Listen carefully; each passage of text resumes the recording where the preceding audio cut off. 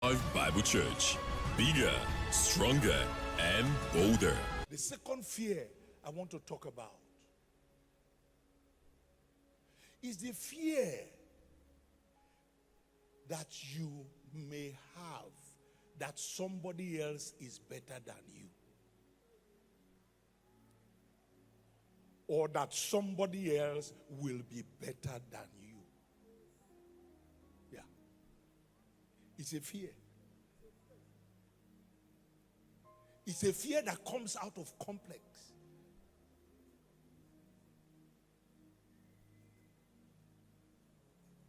You fear. And this fear, Stanley, you know what it does? It produces envy and jealousy.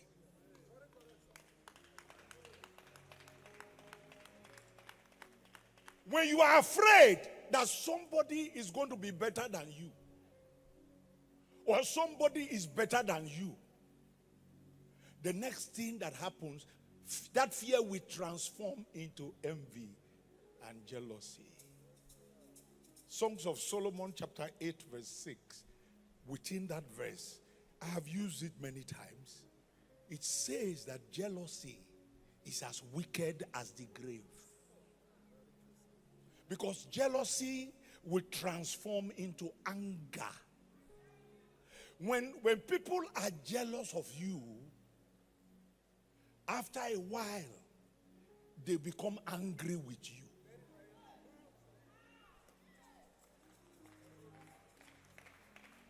Be careful. When anger comes, eventually anger becomes murder. Yeah. The anger transforms into murder. It could be physical murder, it could be spiritual.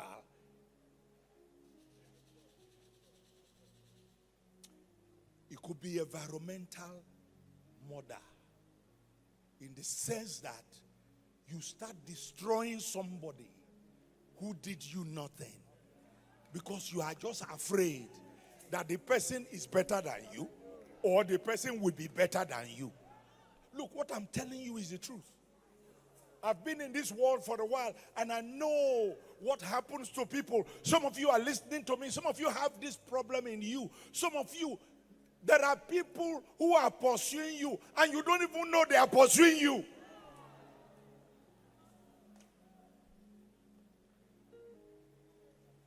Because they are looking at you, and they feel you are better. And it is even possible that you are actually not better. Did you see? But they just have this feeling that you are better. Some just have the feeling that this one is going to be better. So they go after you.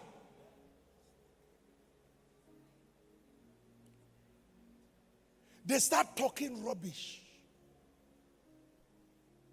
They open their mouth and they talk.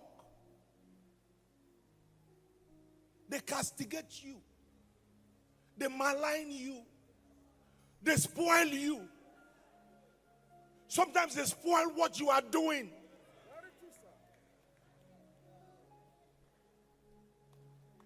It begins with a kind of fear.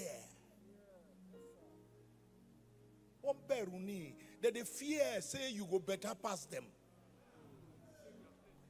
Yes. Next week I will come to that. They're afraid. They see you as a threat.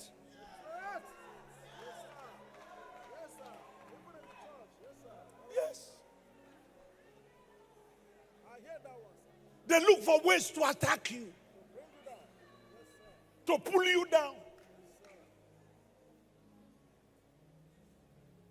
They begin to go around talking evil. What do you think happened to Cain and Abel?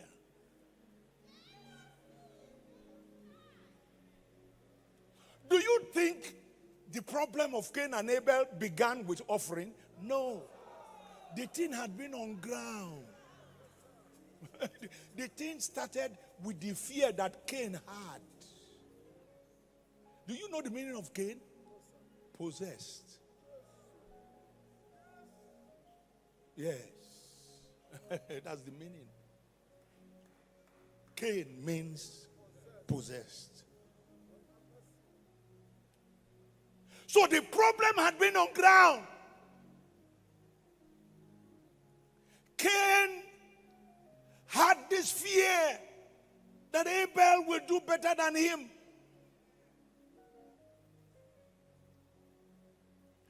He was already scheming. Then the offering thing came. Now that one spoiled everything.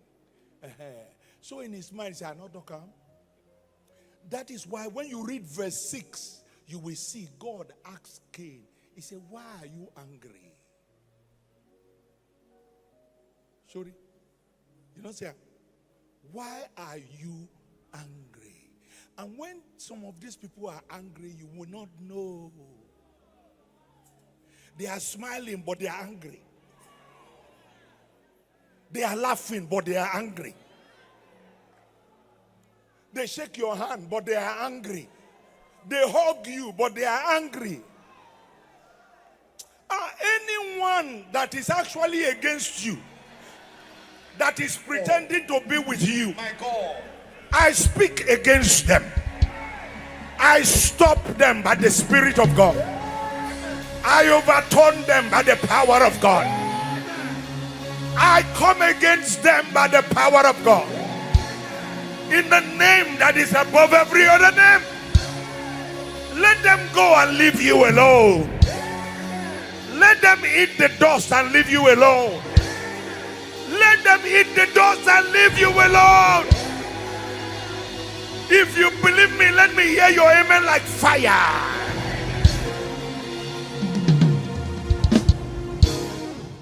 They go from native doctor to native doctor. Then they go church. Oh. Do you know? Somebody sent a video to me. Probably about, I don't know, almost a year ago. I don't know. I don't know if anybody saw this video. Look, I have seen some things that shocked me, but this one shocked my bones. Two friends were walking in a place where they make block. Block.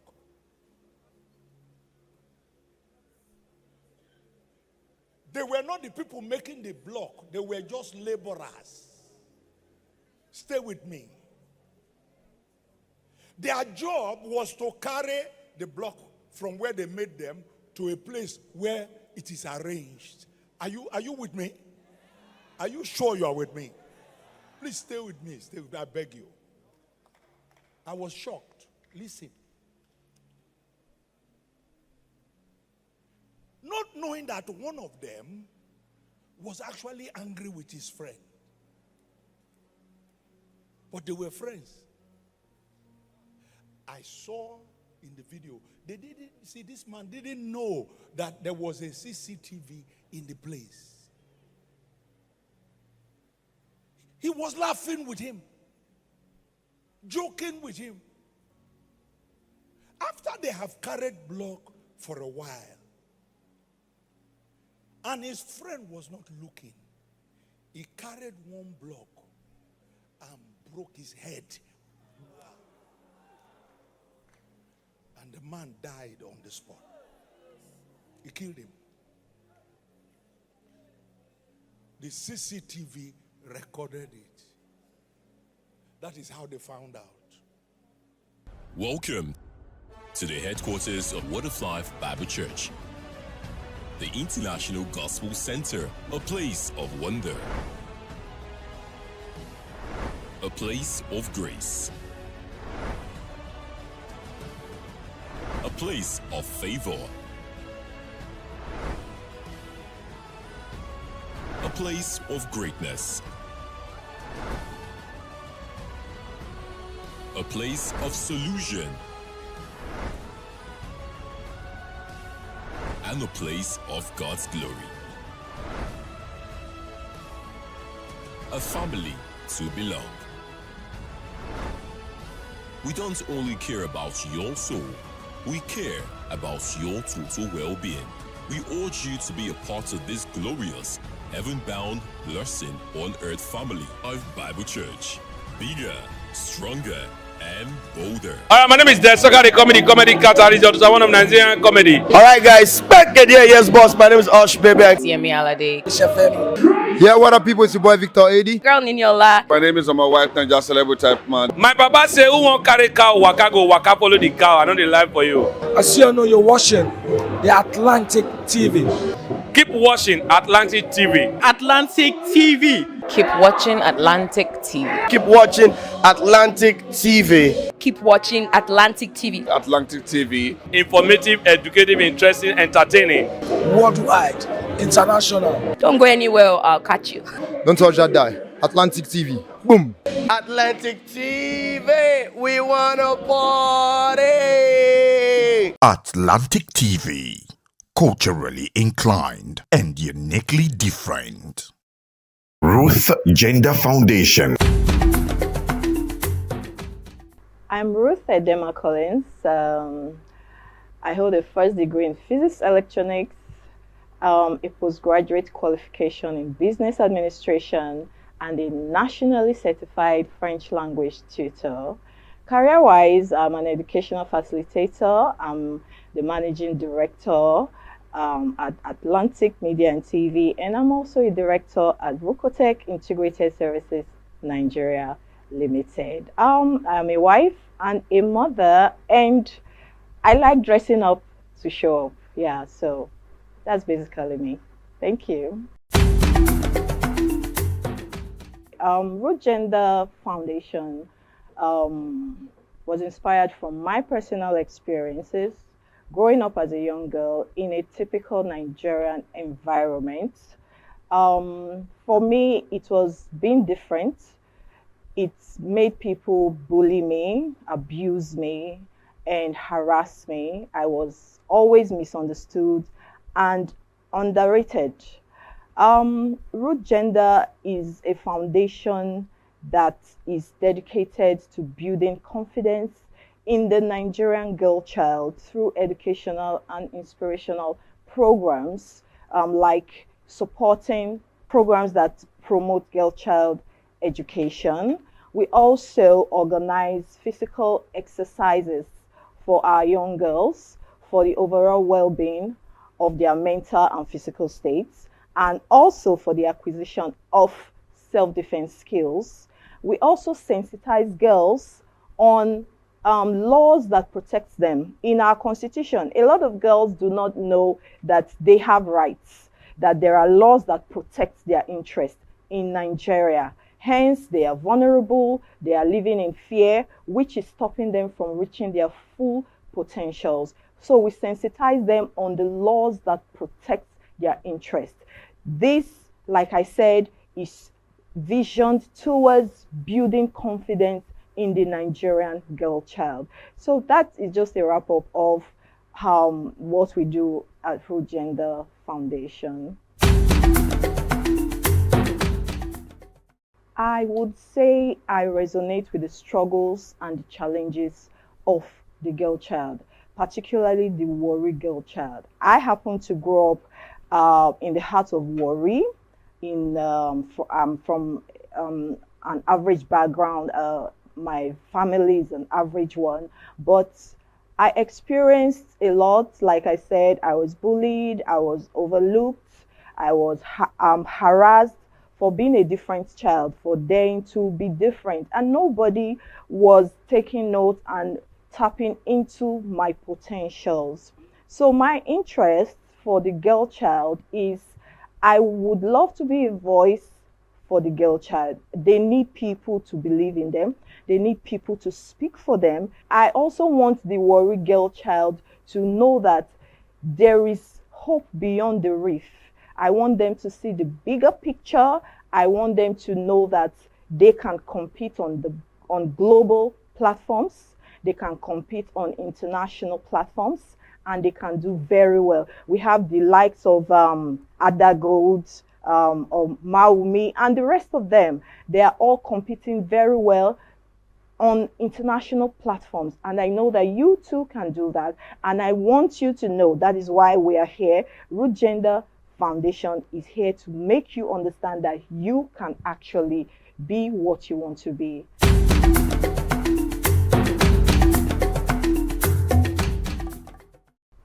As part of our objectives at Root Gender Foundation, we are dedicated to promoting girl-child education. Like I said, I represent the brand Warri Girl Child.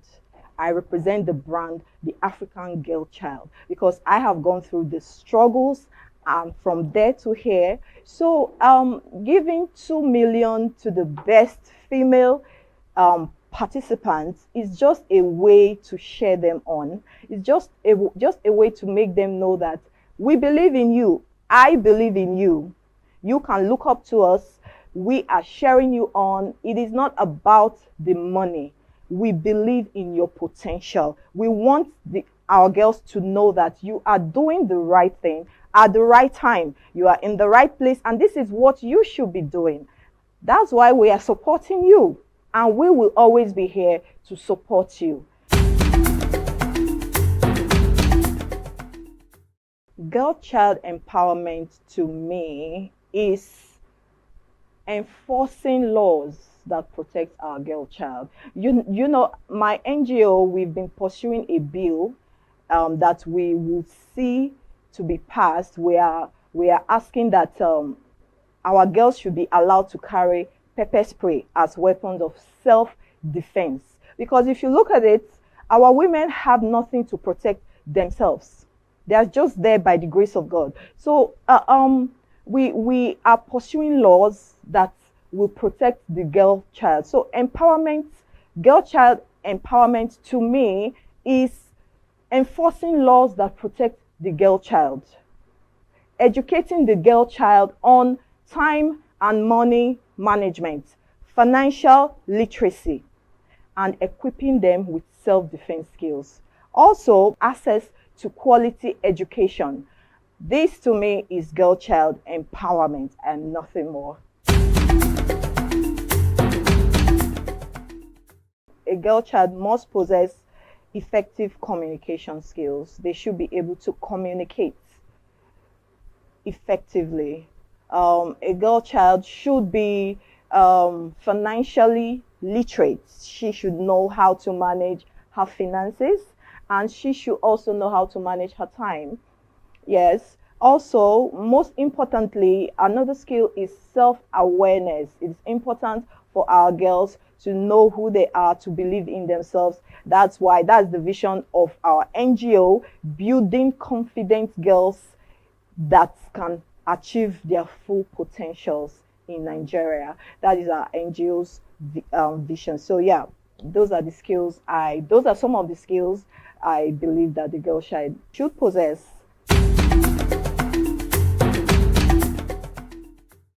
She needs role models.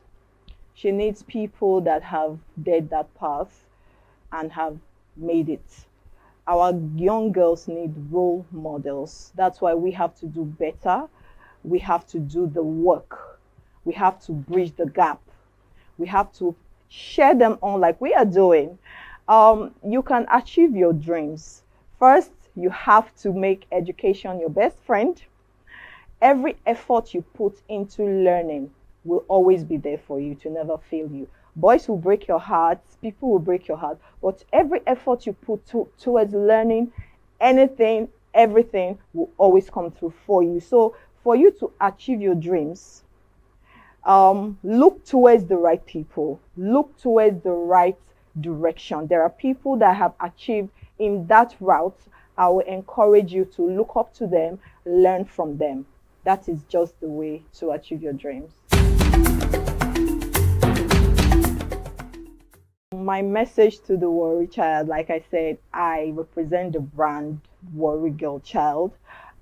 We are letting the world know that we are not vile, we are not roused, we are educated, we compete intellectually, we have good things ahead of us. We can do it on the global platform, we can do it on the national platform, and we are everything there is to be a woman. I would encourage you, Warri girl child, make education your best friend. Make education your best friend. Learn new things. Learn new languages. Okay? And the sky will be your starting point.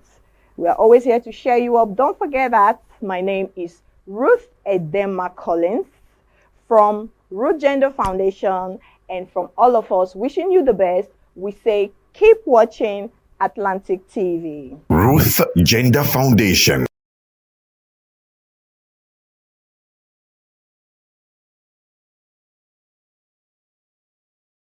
When the lights go out, who do you call? Ticado! Ticado Energy Solutions Limited, your plug for electrical power, surveillance system, and entertainment.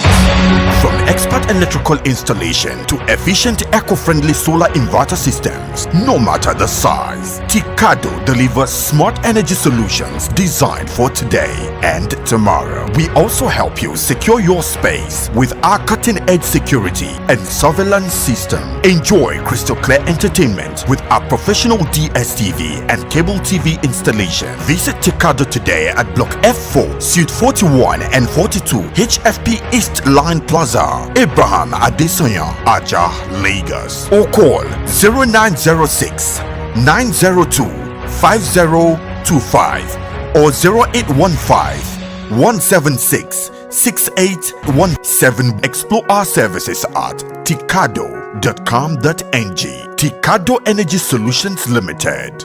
Power, protection, peace. Don't miss out on exciting news, events, and more. Stay connected by following us on Facebook, YouTube, and Instagram at Atlantic Media and TV.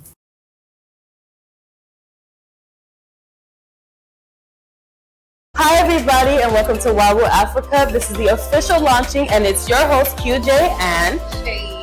And we are so excited to be here, guys. This is a brand new app, girl, for women, Christocentric women. It's gonna be great. It's gonna be great. My expectations are through the roof. We have amazing guests here today, so stay tuned. And we're gonna be back. Yeah, we will be back.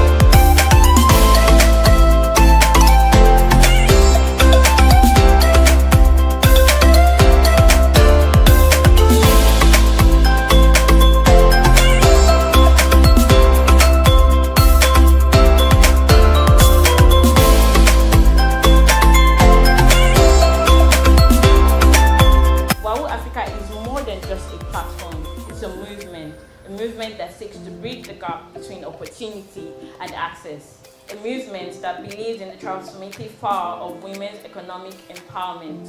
Our mission is simple, yet ambitious, to provide a safe, inclusive and supportive environment, a safe, inclusive space where women can learn, earn, collaborate and thrive, where they can showcase their skills, share their stories and sell their products and services. Every day, I create, but no one sees me. Until now. Introducing Wawu Africa. Learn. Showcase. Connect. Earn. Now, the world sees my worth and pays for it. Wawu Africa, where women rise. Okay, so the inspiration behind Wawu Africa, it stems from women being dealt the lower hand, if I may put it that way. Because in corporate worlds, we see that men always get the better pay, they always get better roles, and if there is a woman in a good position, it is assumed that she did something to get that position. So we're trying to change that narrative where we are saying, look, women are not just meant for the kitchen. Women need to earn more as well. Women need to be heard. Women need to be seen for what they can do, for their skills, not just as some sexual object or some sexual toy, because that is one of the things that has been, or the major thing that has been tied to when you say I'm a woman. That is one thing that people see first. So we're trying to change that narrative. We want women to be out there doing big things just like our male counterparts are doing, and not being dependent. We're trying to change that narrative of women are always so dependent on men. We want to be independent, not like we want to just do everything on our own, but we want to be able to stand as women in our various industries, as a lawyer, as a doctor, as an artisan, a content creator, whatever it is that you are. We want women to stand out there. I think it's a beautiful and a fantastic phenomenon initiative that I think can metamorphose into things like skill acquisition for women, safe place for women training, etiquette for women, empowering women. We call it a man's world. I call it a gentleman's world, because the gentleman puts the woman first. Yes. And so I think this is a phenomenal idea. If everyone has a sister, mother, a daughter, one of them, sister, mother, a daughter. So it's high time we started investing in the women and make this world a better place, a safer place for them. I'm thinking of a WOW counseling, for WOW rehabilitation, for drug addiction for women. I think it's something that is really huge that will begin to make. There are too many layers on what to do to make the world safe and safer for women. And so I believe that this is the beginning of the best days of this thing we just launched today. And so hoping for more. Why did you decide to support our Africa? What does it mean to you as a woman? It means everything. I am a woman first, and personally, I am a strong advocate for the girl child and for women affairs. So anything women, supporting them, lifting them, you'll find me there. So, but as per this, my media outfits, we are very proud to give them the visibility that they need to reach their targets and where they wish to go, and give them every other support that they need to reach the women that we hope to reach. Women need to learn. It is a basic skill that they must have. They must learn, they must earn, they must grow, and they must learn to collaborate. That's why we are here. I have met some amazing women here. She leads Africa. She's here too. So it is amazing when women support each other.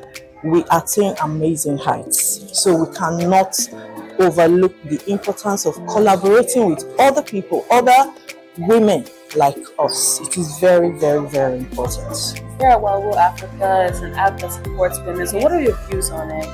In fact, it's a great idea because it will help women to be able to showcase their businesses.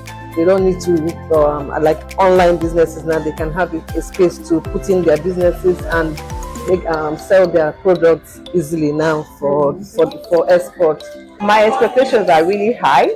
I've worked with the owner, the person in charge for a while, and I know he's a very brilliant mind, and he has ideas, and this is one of them which has come to fruition. So my expectations are really high.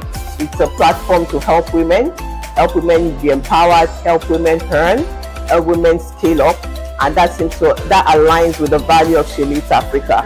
That's why we're here, partnering with them, encouraging them, and saying we're here, we're hailing you, we're behind you. We pray and hope that you scale, right, and achieve all your dreams. Wawu Africa, where women rise. So it has been an amazing experience, hasn't Honestly. it? Oh my gosh, we have so many expectations from Wawa Africa, and it has been great vibing with you guys. It's your host QJ, and She. until next time, stay See you tuned.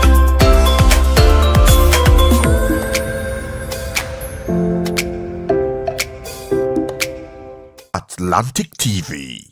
Culturally inclined, uniquely different.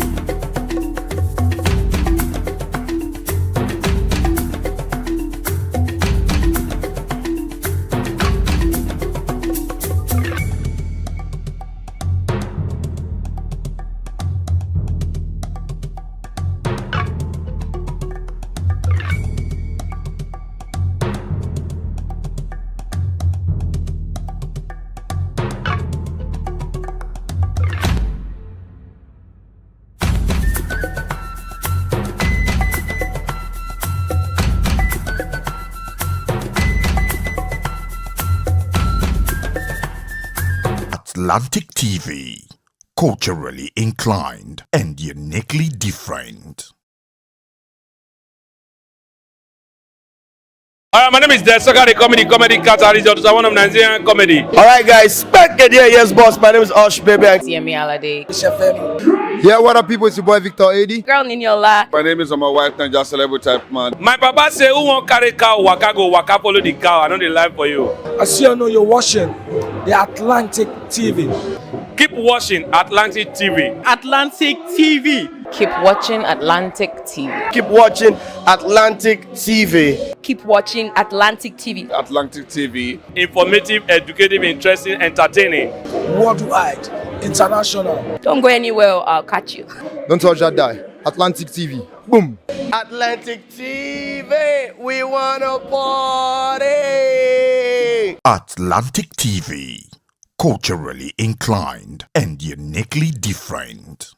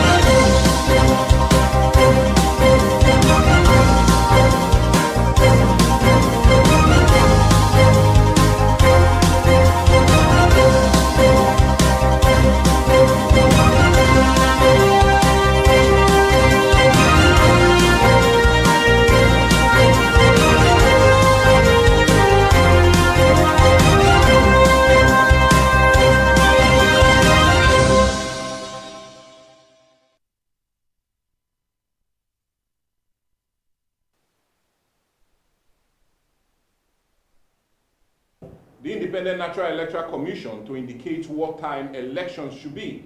Should politicians now go ahead and campaign undermining the stipulated time means 150 days before the election? And if that's the case, what should INEC do to ensure that that abnormality is brought to a halt? Well, as much as you're thinking about that in mind, I want to quickly welcome you to Viewpoint on Atlantic TV. My name is Michael Gobadia. And I am Mercy Irabo. It's such a beautiful day here in our studio, and you know it's the first day of the week, a great week. And you know how to start this week. You need to start it with a lot of energy and smells. So you have to have a great week. And once again, welcome to Viewpoint on Atlantic Media and TV. And you know how we do it right here on Viewpoint. We'll start with the dailies, the dialogue, the news, and of course the trending. And you know how we do it on trending. And today I have lots and lots of gist for you all. You don't want to miss any bit of it today. So don't go anywhere. We'll be right back. And when we return, it will be the dailies. Don't miss out on exciting news, events, and more. Stay connected by following us on Facebook, YouTube, and Instagram at Atlantic Media and TV.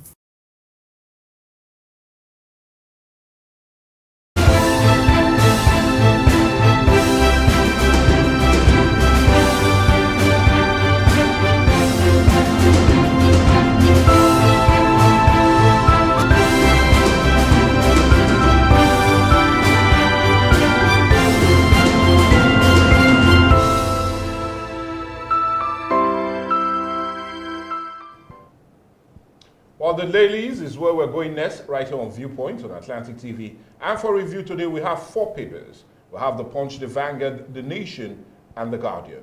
I would like us to start first with The Punch. And let's see what The Punch has as a major one on this front page. On The Punch newspaper this morning, it reads, Ibas defends 6-month tenure as opposition demands probe. And right after that says PDP Labour Party Masob. Others call for accountability as Fubara returns September 18. Wike and, funny enough, Fubara shown transition Thanksgiving service. And you can serve more of yourself on that juicy gist on page 2 of the Punch newspaper. Let's quickly see if we take some other leading stories, especially at the top side of the Punch this morning. Kano Singh's transfer from DSS to National Hospital is a major one on page 3. Crude earnings fall by 3.18 trillion naira amid output surge, and you can get more of that story on page 29. And Dangote deploys 1,000 trucks as Ipman rallies marketers, and all of that you can also get on page 7. But what you will also get on page 3 is INEC, Catholic Bishop clash over 2023 polls credibility. And like I said, that story is making a round on page 3 of the Punch. Let's see if we take some other stories, especially at the bottom side of this Punch this morning. A lot seems to be there. And a major one, Ogu urges residents to relocate over flood threat. And remember, we took a critical look at this last week on a dialogue. But we'll just tell you to, rather than talk about it, read it on page 3. Lagos stops 6-story building construction after Punch report. It's a major one on page 5. And on page 8, states pledge quality education as schools resume today. Well, you know, in Delta State it has already resumed, but other states, schools are resuming today. But I'll tell you to resume more of that story on page 8. But the picture of the day is the River State Administrator, Vice Admiral Ibon Eckert Ibas, retired, and other major PAM secretaries and local government chairmen, all heads of board agencies and others are doing their interdenominational Thanksgiving service in commemoration of transition activities to indeed talk about his 6 years in the helms of affair in Port Harcourt, River State. That picture was taken yesterday. Well, that's the much you can take from the Punch. Right, let's see what the Nation has for us this morning. The major story here reads, why not revolt Tinubu by Niger State Governor Bako? The writer says president is performed to expectations. Power should remain in South till 2031. Well, you can read more of that story on page 6 of the paper. Let's see what we have just at the top of the main picture. Uzodinma presents book on APC's 10 years in government, September 30th. Well, that's on page 7, and I think I need to grab a copy of that as well. All right, so experts' consistent drop in inflation rates will stimulate investment. That's on page 6. And the top mass, Ansaro leaders' conviction victory in battle against illegal mining. That is on page 5 of the paper. No going back on free fuel distribution, says Dangote. That's a lot, but you can read that on page 7. Peter Obi visits Obasanjo Ladoja in Southwest Shuttle. That is on page 7. Still on page 7, build on seed of reconciliation, Ibas tells Fubara and lawmakers. Let's see what we have as the picture of the day. Yes, the picture of the day is we can see political leaders, clerics, and dignitaries at the Bishops' Conference in Ikot Ikpene, Akwa Ibom yesterday. Well, that's all we're taking this morning on The Nation. Let's see what the Guardian has for us. The major story here reads, parents struggle with steep tuition hike as schools wrestle rising OPEX. That's on page 6. Yes, at the top mass, Akpabio urges Nigeria to tariffs, says Tinubu's reforms will bear fruits. Hopefully, that's on page 5 of the paper.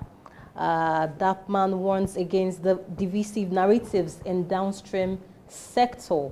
That is on page 5 of the paper. INEC others taxed on credible polls to avert protests. That is still on page 5 of the Nation newspaper. Let's see what the side mass has. Punish politicians in early elections campaigns, Serap tells INEC. Well, that's on page 7. 11 states may experience heavy rain this week, federal government warns. And we're already having heavy rains though, but that's on page 27 of the paper. Let's go to the bottom mass.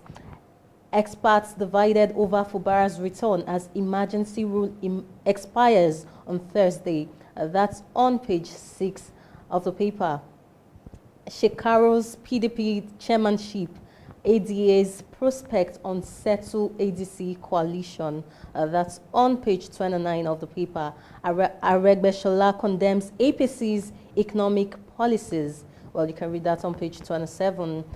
Don blames poor nutrition policy execution for 45% child morbidity. Well, that's on page 27 of the paper. Yes, the picture of the day is that of the major headline talking about the hike in tuition fee, coupled with the high cost of living, heavily weighing on parents. Now that we know schools might be resuming, or schools are resuming this week. So that's what the picture of the day is really telling us. Well, that's all we're taking this morning on the Guardian newspaper. Up next is the Vanguard. And the Vanguard indeed is the next paper and the last paper for review. And no surprise, our major headline right there. How attendants manipulate pump and stop petrol consumers nationwide. And I know Mercy would say, well, that is so true, especially with the way they seem to sell fuel. How I was scammed, says victim. I second him. I'm a part of it too. Cheating usually intends during scarcity. Well, all said is true, especially last week. Well, last 2 weeks when we had that issue, says the motorist. And NMDPRA lacks adequate personnel absent at filling stations. It's a screamer, or rather kickers, to that major story. And I implore you to get more of that story on page 21 of the Vanguard newspaper. Let's see if we take some other leading story at the top side of the Vanguard this morning. Foreign policy. Nigeria remains non-aligned, says Tuga, and what he means, we do not have any country that we seem to be aligning with and not having our own personal foreign policy. And just tell you to read that story on page 9. Speak truth to power. Tinubu challenges faith leaders, and you can get more of that on page 5. Federal government predicts flooding in 11 states, advises evacuation. It's a major one on page 8. NDLE arrests India. 3 Nigerians over 3.9 billion. Tramadol shipment. No wonder. We'll take more of that story on page 6. Diamond-rich Botswana appoints Nigerian Farouk Gumel as chairman of Sovereign Wealth Fund. Now you see Nigerians are trustworthy, but I trust you can get more of that story on our page 19 of the Vanguard. Let's see if we take some other stories just beneath, if there are any.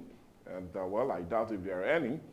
But anyway, you can just really understand that the picture of the day is that of the 2023 presidential candidate of the Labour Party as he visits our former president, Olusegun Obasanjo, at Ota. Well, you do know during the weekend he was going round, especially the Southwest, trying to also see political advice from the gladiators and critical stakeholders in the Southwest.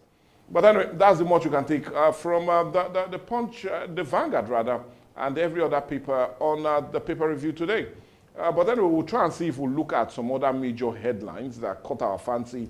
And one I want us to start with, Mercy, this morning is the issue of what parents are expected to face, especially as it concerns that major story on the Vanguard, knowing some schools are truly resuming today. It marks the beginning of many schools resuming on the Mine Delta State have done theirs some 2 weeks back. But, well, it's a pressing problem, and many parents are finding it an Herculean task to now send their children, especially to private schools. With school resumption, the school hike, textbooks are on the increase, a whole lot of unnecessary policies being mentored to them by these private school owners. Well, it's not all smiles for parents at this moment. But do we really blame the school at this point? I think that expensive everywhere, the economy is bad, and you don't expect the school to just keep calm, even when the cost of production, producing textbooks, and all of that are expensive. So I really do not blame the school. It's the country is just like that, and it's not really their fault. The inflation is affecting them, and then but there are some that are really outrageous. I remember one of my friends telling me that she went to register her baby, I think into crèche or daycare or what they call it, and the tuition fee was about 1.7 million, and I was like, okay, 1.7 just to pet this child to sleep, give this child food, give this child food and all of that, and you're asking the mother to pay 1.something million naira. It's really outrageous. I know some are really outrageous, but the truth is the economy is bad. So there's nothing we cannot help it at this point. Well, I don't know if you put the blame on this other major one, and I'm talking about on the Vanguard, where we hear about fuel attendants cutting corners and cheating customers on account of the fuel they pump into their vehicles. A great report right there on Vanguard indicating that many of these filling stations, the attendants seem to, if you are buying 10,000 naira, you might end up in all totality, you might end up being cheated and be given only 9,000 or 8,000 naira. And 1,000 naira will go to, well, you know the bank, not the usual bank. But that's how it is. So will the blame not come to them, or are we still going to blame the economy on that account? This is not a new thing. Okay. It's not a new thing. It's been on. I don't know why it's just coming out now. It's been on. Like you get fuel. So whether the economy was bad or not, exactly. So it's not. It has to do with greed. I think the persons, the attendants are just greedy. That is it mainly, because this has been on. I even remember back in, I think 5 years ago, I experienced that. So it's not a new thing. But my own major concern is in Abuja. Have you noticed that Abuja, being the federal capital territory, they still have issues with fuel? Yeah. And you find out that these attendants, I don't know if they just try to hoard this fuel just because they want to use it for this black market stuff. And at the front of the filling station, you see people selling black markets. And then the filling station is telling that they don't have fuel. They don't have fuel, and they're selling black markets just right at the front of the filling station. So that is what I'm saying. It is greed. It doesn't have anything to do with economy. I think that one is, it's their own interest. For their own interest, it's their own pocket. So it doesn't have anything to do with economy. Well, anyway, still talking about the issue of petrol and fuel, and we just got a cheering news that Dangote wants to distribute fuel with about 1,000 trucks free of charge. But the question is, if he does that, will it in every way translate to the amount of fuel is being sold, knowing that those subcharges that normally would have gone into transportation will not be there? But we do know members of Independent Marketers Association seem to be a bit concerned, and let's see how that plays out. But in all honesty, do you see the price of fuel coming down, knowing that they are now going to be giving free of charge, no transport fare added to it? I don't think that would affect the price of fuel. It won't affect the price. Well, if he decides to give free fuel, who am I to reject it? No, the transportation will be free for the filling station. Exactly. So I just think that, but this is not the major issue with Dangote. What he needs to face more is the issue of the clash between the Dangote and the Nopeng. That is what I feel he should concentrate more on. I don't know why, from my own end, I'm saying this as bribery and corruption. No, well, it's not. It's just trying to see how he can also reduce the pressure being put on major transport dealers, especially as it concerns transporting these products to their filling station. But the honest truth is, if this will definitely will plead, the filling stations are being given fuel free of charge, as in with little or nothing for transportation, should also translate that into the consumers, how much they buy the product. And in every way, it will not be a sin in this country that we're now buying fuel for at least 500 naira or less. Now we can go to buy akara and bread without the woman telling us they add to fuel. We can go and do other major things without, even go to buy foodstuff in the market without the woman saying, you don't know how much we transport. All of that will come to an end, and we just hope the country will smile at the end of the day. The thing is, I said earlier on that everybody's trying to fight for their own interests, fight for their own pockets. Do you know that at the end of the day, you might not even get to know that they got this free fuel? Yeah. Just because they don't want to reduce cost and all of that, they just tell you, well, they said it, now here we take here, we not see them. So that is Nigerians for you. So it might just end up being one of the news we just see on papers and we don't get to experience them. Well, I'll be waiting to experience all of that, and we'll see how that will definitely translate into the pockets of Nigerians if that comes into swing. And I just hope Dangote sticks to his promise. Well, in every eventuality, that might kickstart this very week, and I will be excited to bring it to you, especially when it translates to this pump price being reduced by the owners of this filling station. Well, I doubt if we still have enough time to talk. We need to go on a break now. But do remember, dialogue will be next, and a major one will come, especially looking at the issue of electoral laws and how it concerns early campaign in Nigeria. Well, it's a major topic, especially on the front page of some of the major dailies, especially looking at that of the Punch and the Vanguard, saying that, well, should INEC not do more to contain all of these persons? But just stick around. All of that will come on Dialogue next. When the lights go out, who do you call? Ticado! Ticado Energy Solutions Limited. Your plug for electrical power, surveillance system, and entertainment. From expert electrical installation to efficient eco-friendly solar inverter systems, no matter the size, Ticado delivers smart energy solutions designed for today and tomorrow. We also help you secure your space with our cutting-edge security and surveillance system. Enjoy crystal clear entertainment with our professional DSTV and cable TV installation. Visit Ticado today at Block F4, Suite 41 and 42, HFP East Line Plaza, Abraham Adesanya, Aja, Lagos. Or call 0906 902 5025 or 0815 176 6817. Explore our services at ticado.com.ng. Ticado Energy Solutions Limited. Power, protection, peace. Don't miss out on exciting news, events, and more. Stay connected by following us on Facebook, YouTube, and Instagram at Atlantic Media and TV.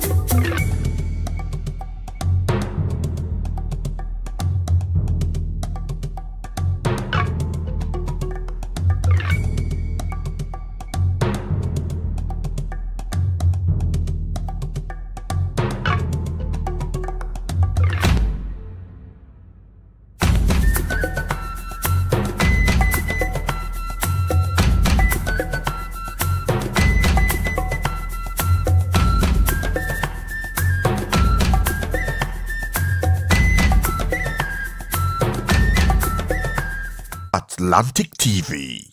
Culturally inclined, uniquely different.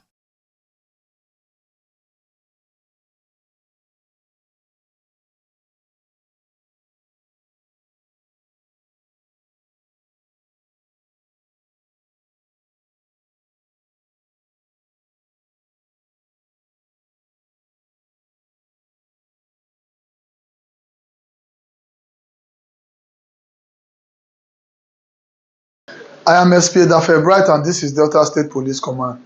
Today we'll be treating and addressing an issue that's different from what we've been doing before. Not parading suspect this time, but bringing to you a very important information. Do we know that over 85% of Nigerians do password their phones, whether it's Android phones or iPhones? There's always a password.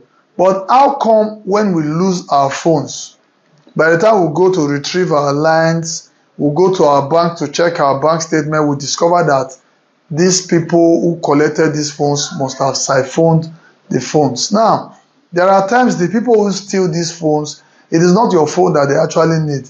What they need is your SIM card. Now, how does the SIM card become useful to them? Not just any SIM card, but a SIM card that is linked to your bank account, the one that you usually use to receive SMS alerts. That is what they need. Now, by the time they collect your phone, steal your phone, rob you of your phone, what they do is that they remove this SIM card from your phone and insert it on another phone. So your phone does not really need to power on. They don't even need you to give them your phone password. They don't even need your ATM password. The moment they have access to your SIM card, they can do anything they want to do with your bank account, because all they need is to generate an OTP, and the message, the OTP that is called one-time password, will be sent to that your SIM card, and with that they can do anything they want to do with your account. That is why people lose millions of their life savings simply because they lost their phone. By the side of this video, we'll be doing an illustration. You will see an illustration that talks on how you can password your SIM card. Now, the topic that we are here to discuss, passwording of SIM card. When you get a phone, pick that your phone now. See how you can password your SIM card. If you password your SIM card, by the time for any reason, your phone gets to the wrong hand, even if they remove your SIM card and insert on another phone, the first thing that you will get is a prompt that you should enter your SIM PIN. The moment they cannot get the SIM PIN, they cannot use your SIM card for anything. After the trial of 3, the POC prompt will come because the SIM card will be blocked, and you can only unblock that SIM card when you have the POC number. Some of us don't have our SIM pack, because on the SIM pack it is written there the SIM PIN and the POC number. But because some of us don't have our SIM pack, I would advise you to quickly locate the nearest office of your service provider, be it Airtel, Globalcom or MTN. Approach them and request for your POC number. Once you've gotten your POC number, you follow these instructions and ensure that you password your SIM PIN. Your SIM PIN is very, very important. On my phone, for instance, once you turn off the phone and you turn it back on, you must enter your SIM PIN. If you cannot enter your SIM PIN, the SIM card will be useless. And I'm telling you, once they cannot have access to your SIM card, your money will be safely in the bank. They cannot have access to. There was a time I lost my phone, and it took me about 2 weeks to go to MTN office to retrieve my SIM card. Why did I wait 2 weeks? Because I knew I had a SIM PIN. I knew they would not have access to my bank account. I knew they cannot even use my SIM card for anything. Some of these people, when they steal phone, we'll be hoping that, we'll track the phone. Some of them don't even sell the phone. They will just condemn the phone and just get the SIM card to see if they can have your money. Please, they say a word is enough for the wise. It is very, very important. Don't see this video and just pass it by. Watch this video to the end. We're almost approaching the end of the video. Ensure that you take the lesson. Please password your SIM card. They say a stitch in time save 9. It's very, very important. Make haste when the sun shines. Not be to come. You don't have to start running and start saying, what do I do? What do I do? When you can prevent it let's not forget, prevention, they say, is better than cure. Thank you. Atlantic TV, culturally inclined and uniquely different.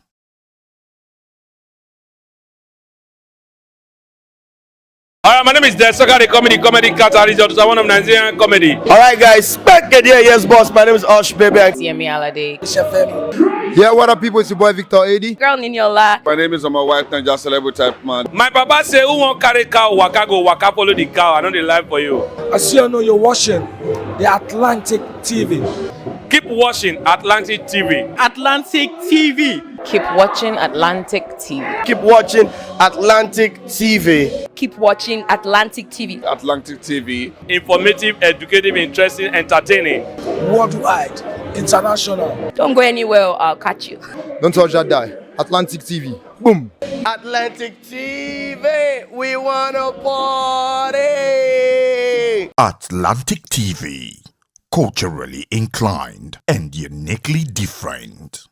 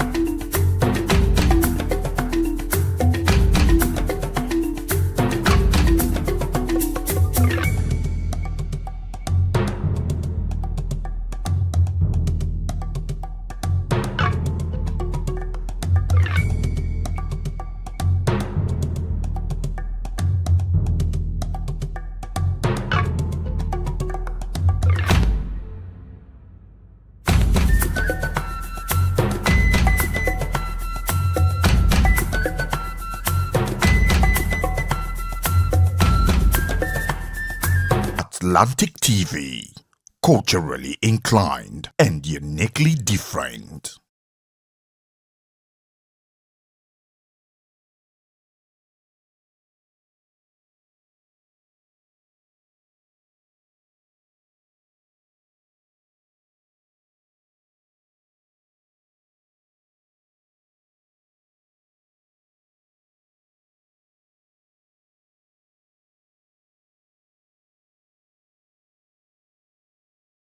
Bible Church, bigger, stronger, and bolder. The second fear I want to talk about is the fear that you may have that somebody else is better than you, or that somebody else will be better than you. Yeah. It's a fear. It's a fear that comes out of complex.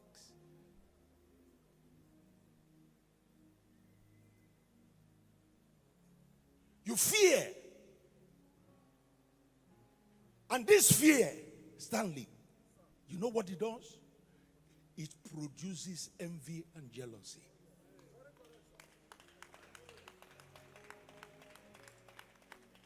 When you are afraid that somebody is going to be better than you, or somebody is better than you, the next thing that happens, that fear will transform into envy and jealousy. Songs of Solomon chapter 8 verse 6. Within that verse, I have used it many times. It says that jealousy is as wicked as the grave. Because jealousy will transform into anger.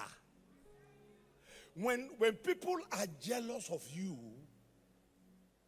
after a while, they become angry with you.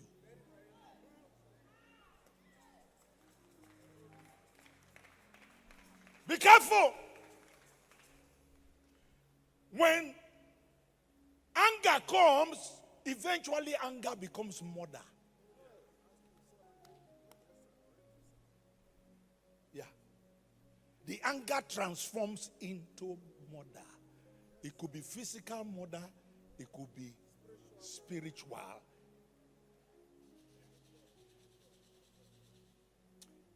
It could be environmental murder. In the sense that you start destroying somebody who did you nothing because you are just afraid that the person is better than you or the person will be better than you. Look, what I'm telling you is the truth. I've been in this world for a while and I know what happens to people. Some of you are listening to me. Some of you have this problem in you. Some of you, there are people who are pursuing you and you don't even know they are pursuing you.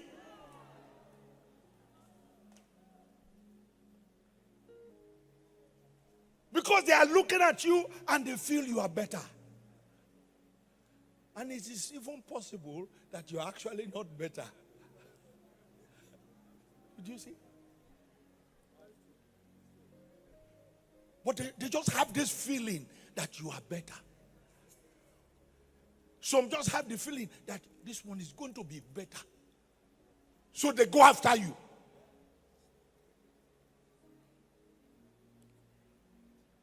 They start talking rubbish. They open their mouth and they talk. They castigate you. They malign you. They spoil you. Sometimes they spoil what you are doing.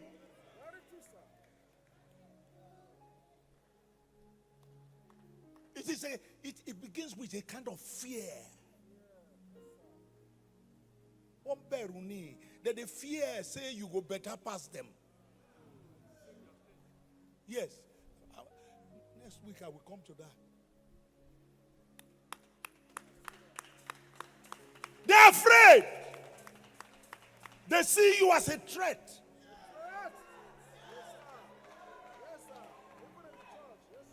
Yes. They look for ways to attack you, to pull you down. They begin to go around talking evil. What do you think happened to Cain and Abel?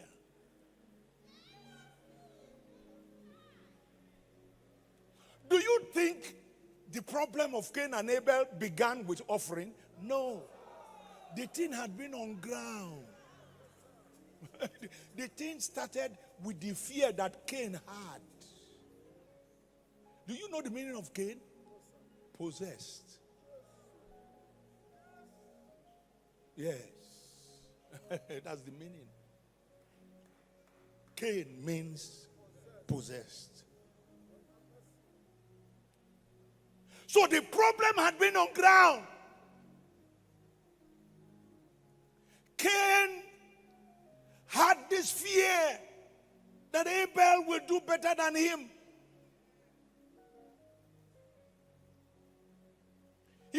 was already scheming.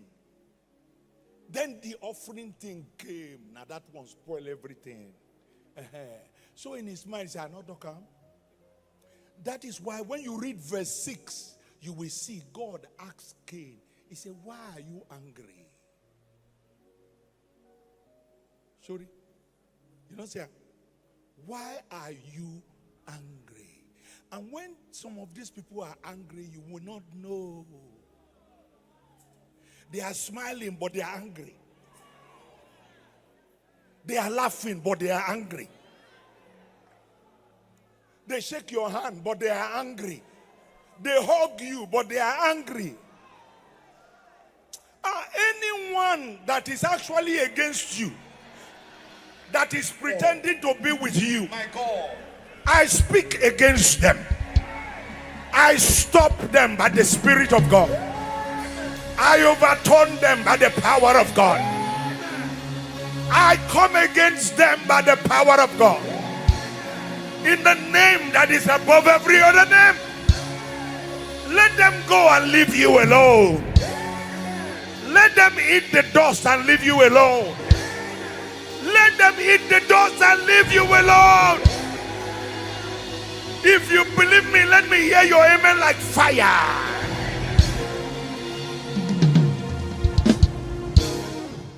They go from native doctor to native doctor. Then they go church. Do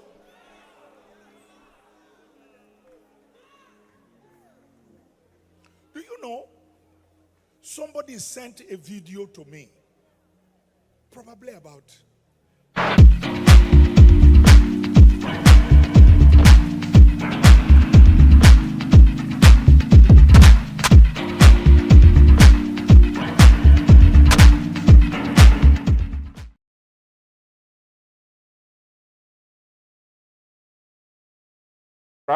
has urged Professor Mahmoud Yakubu, the chairman of the Independent National Electoral Commission, to identify politicians and political parties indeed violating constitution and statutory legal provisions, an international standard which prohibits early election campaign, and to ensure that their prosecution of these perpetrators and their sponsors. INEC last week expressed concerns about the early election campaign by political parties, stating that the campaign has undermined its ability to track campaign finance limits. INEC also claimed there is no sanction for early election campaigners. But in a letter dated 13th of September 2025 and signed by SERAP Deputy Director Kolawole Oluwadare, the group said that INEC was not helpless when political parties and their candidates and other politicians contravene the legal prescribed period for election campaigns, stating that early elections campaigns are unconstitutional and illegal. According to SERAP, INEC should not be seen to be encouraging or giving legitimacy to political parties' candidates and their politicians carrying out early election campaign outside the legally prescribed campaign period. As INEC is here to punish, or rather publish, the timetable and schedule of activities for elections, early campaigns are inconsistent and incapable with the letter and spirit of Nigerian Constitution 99 as amended, and the Electoral Act of 2022 of the country, and also international human rights obligation. So, what should be done to end such illegal practice by the perpetrators? And should INEC not take responsibility, knowing that is the electoral umpire? And overall, what does the law truly say about early campaign? Well, this and more is what this edition of Dialogue is centered on, and that is INEC and the issue of early campaigns. That's what we are critically looking today on our Dialogue. You can also still remember it also took center stage on some of the major headlines on the dailies today. Hence, we need to talk about it. And we're talking about SERAP telling INEC to do the needful, especially as it concerns early election from political parties and also their candidates. And to help us really look at this issue, we have no other person but a constitutional lawyer joining us all the way from Asaba. And we're talking of no other person but Barrister Emmanuel Eriri. Good morning, Barrister Emmanuel Eriri. Thank you so much for joining us on this lovely edition of Dialogue. Hello, can you hear me? Yeah, good morning, my brother. Well, By pray. Well, thank you so much. It's a pleasure. Yeah, thank you so much for joining us, Barrister Emmanuel Riri. Now, I really want us Thank you to very go much. straight into it. Now, sir, all of this started last week when INEC came out publicly to tell us that, well, it looks as if some political parties and their candidates have started early elections.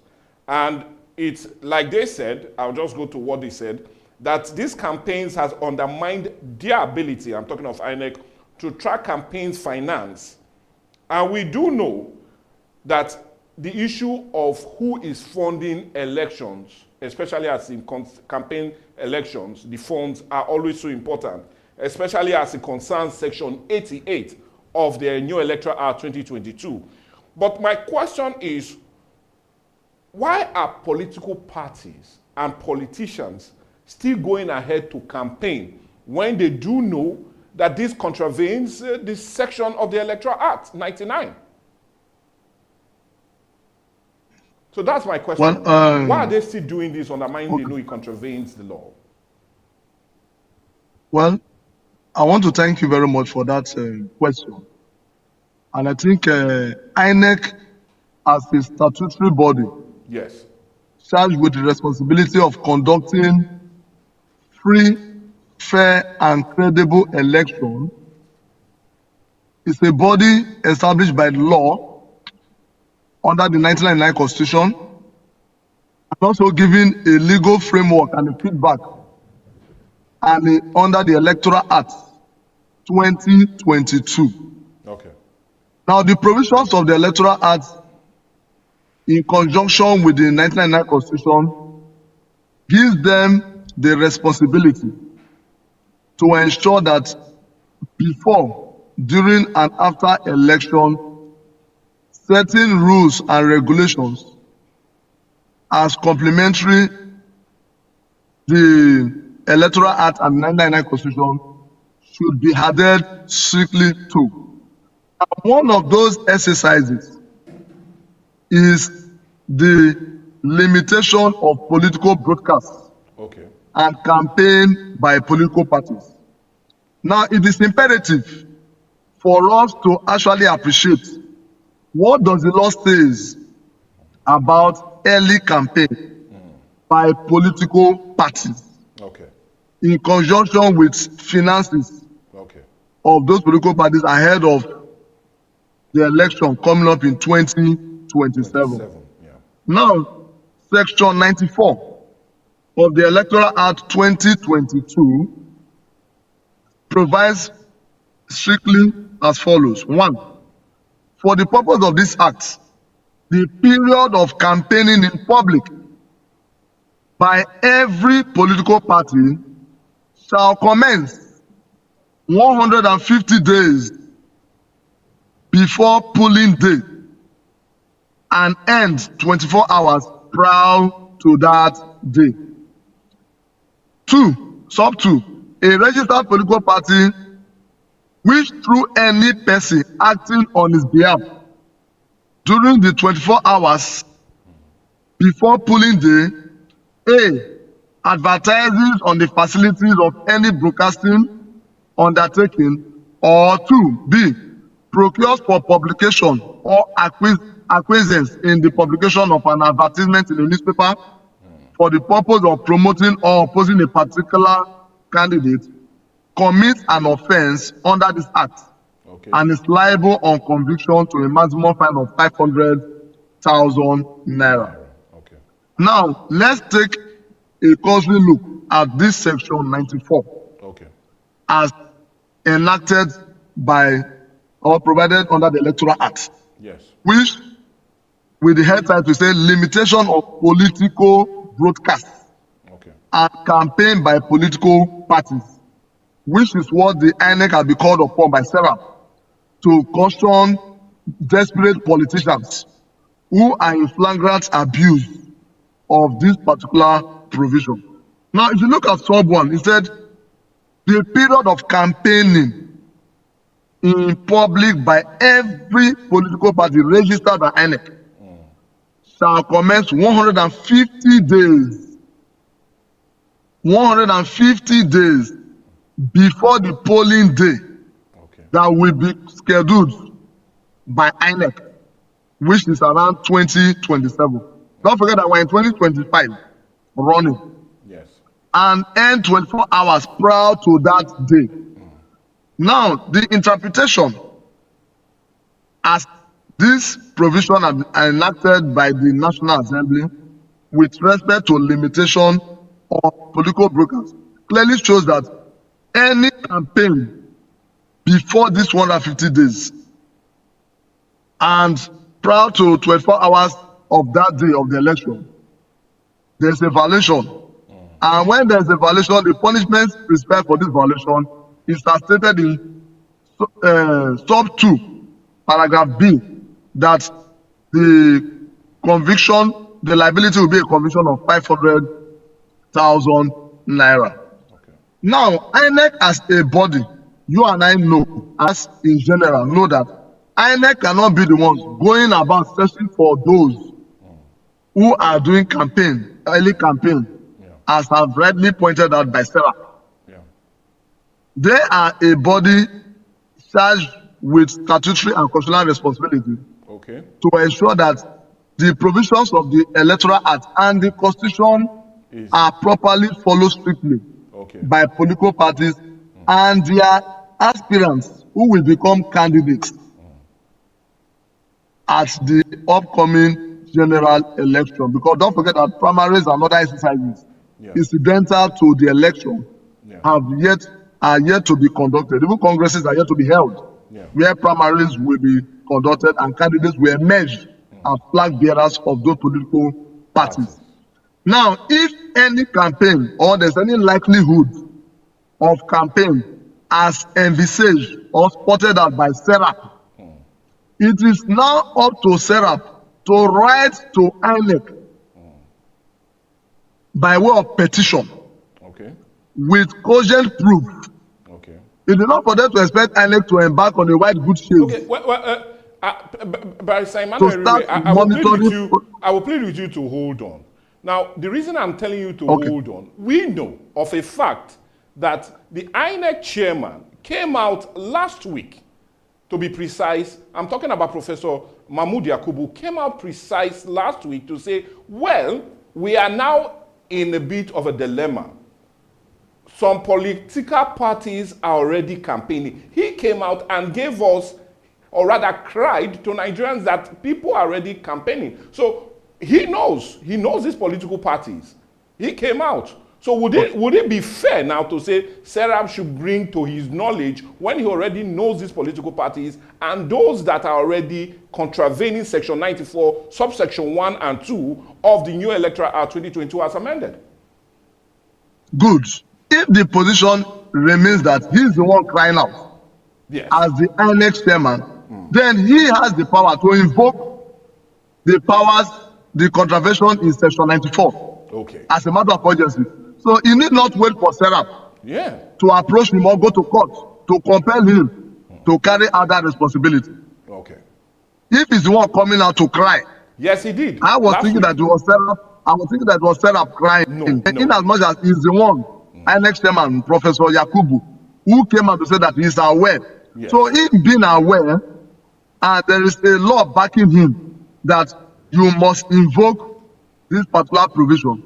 Then he ought to invoke the provision as matter of urgency so that it will serve as deterrent to other political parties who are also trying to embark on such exercise. Okay, now we'll come back to what you feel he needs to do, because that's even a reason why Serap sent this open letter to him. Now, let's still remain with that letter because we on Dialogue on Atlantic TV, we were opportune to also get that very letter that was sent to Mahmood Yakubu and from Serap. And if you allow me, he says, according to the letter, it stated, the copy, like I said, it said, in part, if you allow election campaign, we advise that the effect on economic development due to prolonged electionary issues. It also went to say that several state governors seem to be using fuel subsidy windfall for early election campaigns, with many of the governors grossly failing in investing in social and economic development despite a significant increase in revenue since the removal of fuel subsidy. Now, this brings me to my next question, because as much as we've agreed now that there seems to be campaign by these politicians, Serap also is insisting that these monies they are now using for campaign should rather come to the people. Now, my question is, how really are ordinary Nigerians feeling the effect of these early campaigns? What will be the likely effect on ordinary Nigerians, judging with what even Serap said, that monies that were used for naturally should have been used for social and economic development is being channeled into unnecessary campaigning that even the time have not come yet. So let's look at the whole effect this will have on ordinary Nigerians that early campaigns have started, and the funds that naturally INEC would be able to check according to Section 88 of the Electoral Act 22 as amended seems to be channeled differently. So let's look at the overall effect these early campaigns will naturally have on Nigerians, according to you. The truth remains that SERAP is a civil society group, which actually is like a watchdog of the government and its activities. I must commend them very well for taking this bold step. And also INEC as the electoral body, who has also been put into the know-how to act in accordance with the law to ensure that there's compliance with the provisions of Section 94 with respect to early campaign, actually carried out its responsibility. Now, the effect of, because the problem we're having now is that is where the EFCC in particular now has to come in. They have to monitor any funds as alleged by SERAP that is being channeled to political parties for the purpose of campaign. Because all these are allegations that need proof.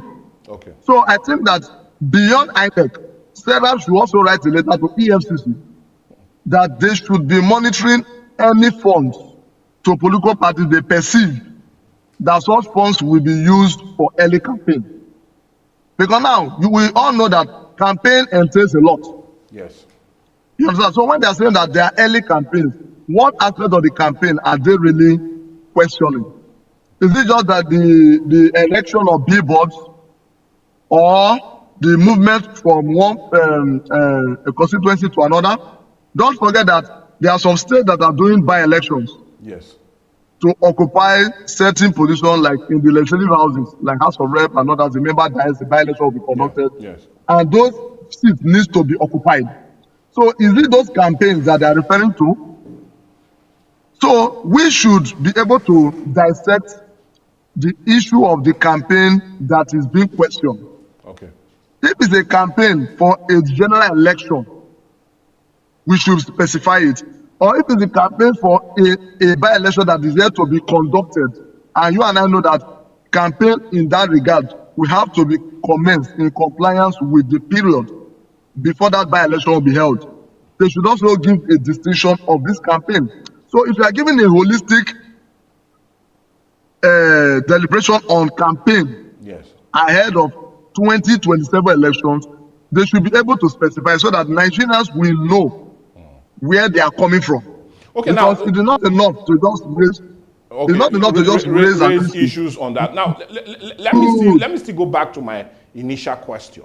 And I'm looking at the effect all of this early campaign undermining. You are still talking about how really legitimate or how really serious, or if there is any campaign in itself. We can see billboards scattered around some states talking about 2027 already. So that's already a pointer that such of these campaigns are already going on. But let's look at the general effect of these campaigns, because that's where my next question lies, and that's where my question is. So let me rephrase the question like you people talking, or say it in court. Now, if you take your mind back to the 30th day of last month, August to be precise, a Saturday, there was violence erupted in Kaduna during the inaugural committee meeting of the ADC.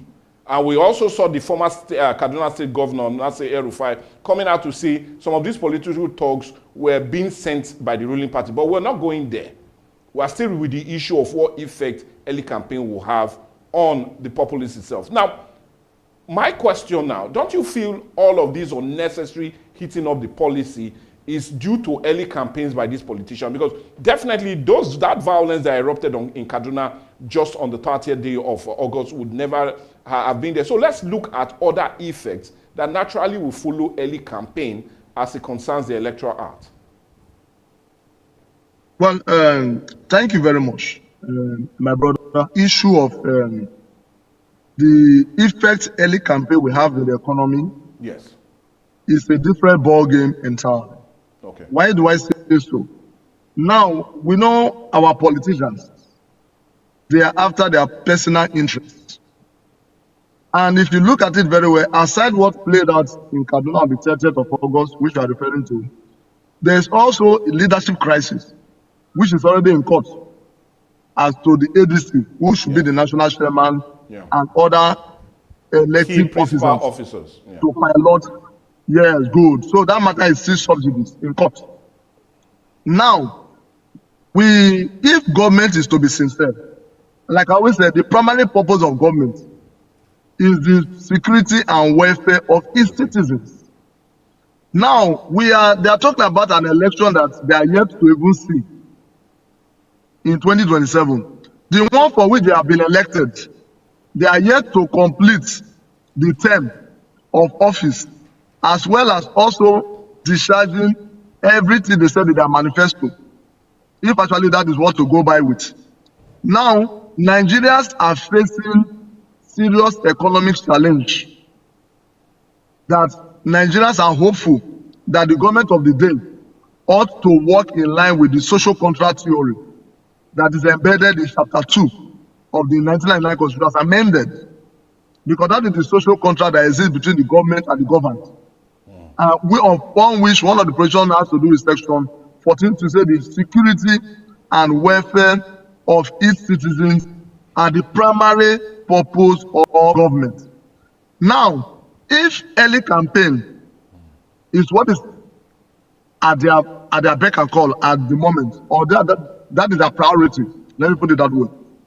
Now, we know that early campaign go with funds channeling, yes, which section 88 makes a serious provision with the number of funds that the political party need to expend, yes, with respect to its general election campaign. Good. Now the question remains, what is the role of EFCC in all of this? Because we believe that in any other transaction, they are very active and they come into play to see that certain funds are tracked to individuals or corporate bodies. But when it comes to the issue of political parties, I believe that as a setup ought to have written to EFCC, just as they are intimating INEC chairman, who has cried out. But Sir Emmanuel Eriri, sorry for cutting short, will it not like shooting the gun?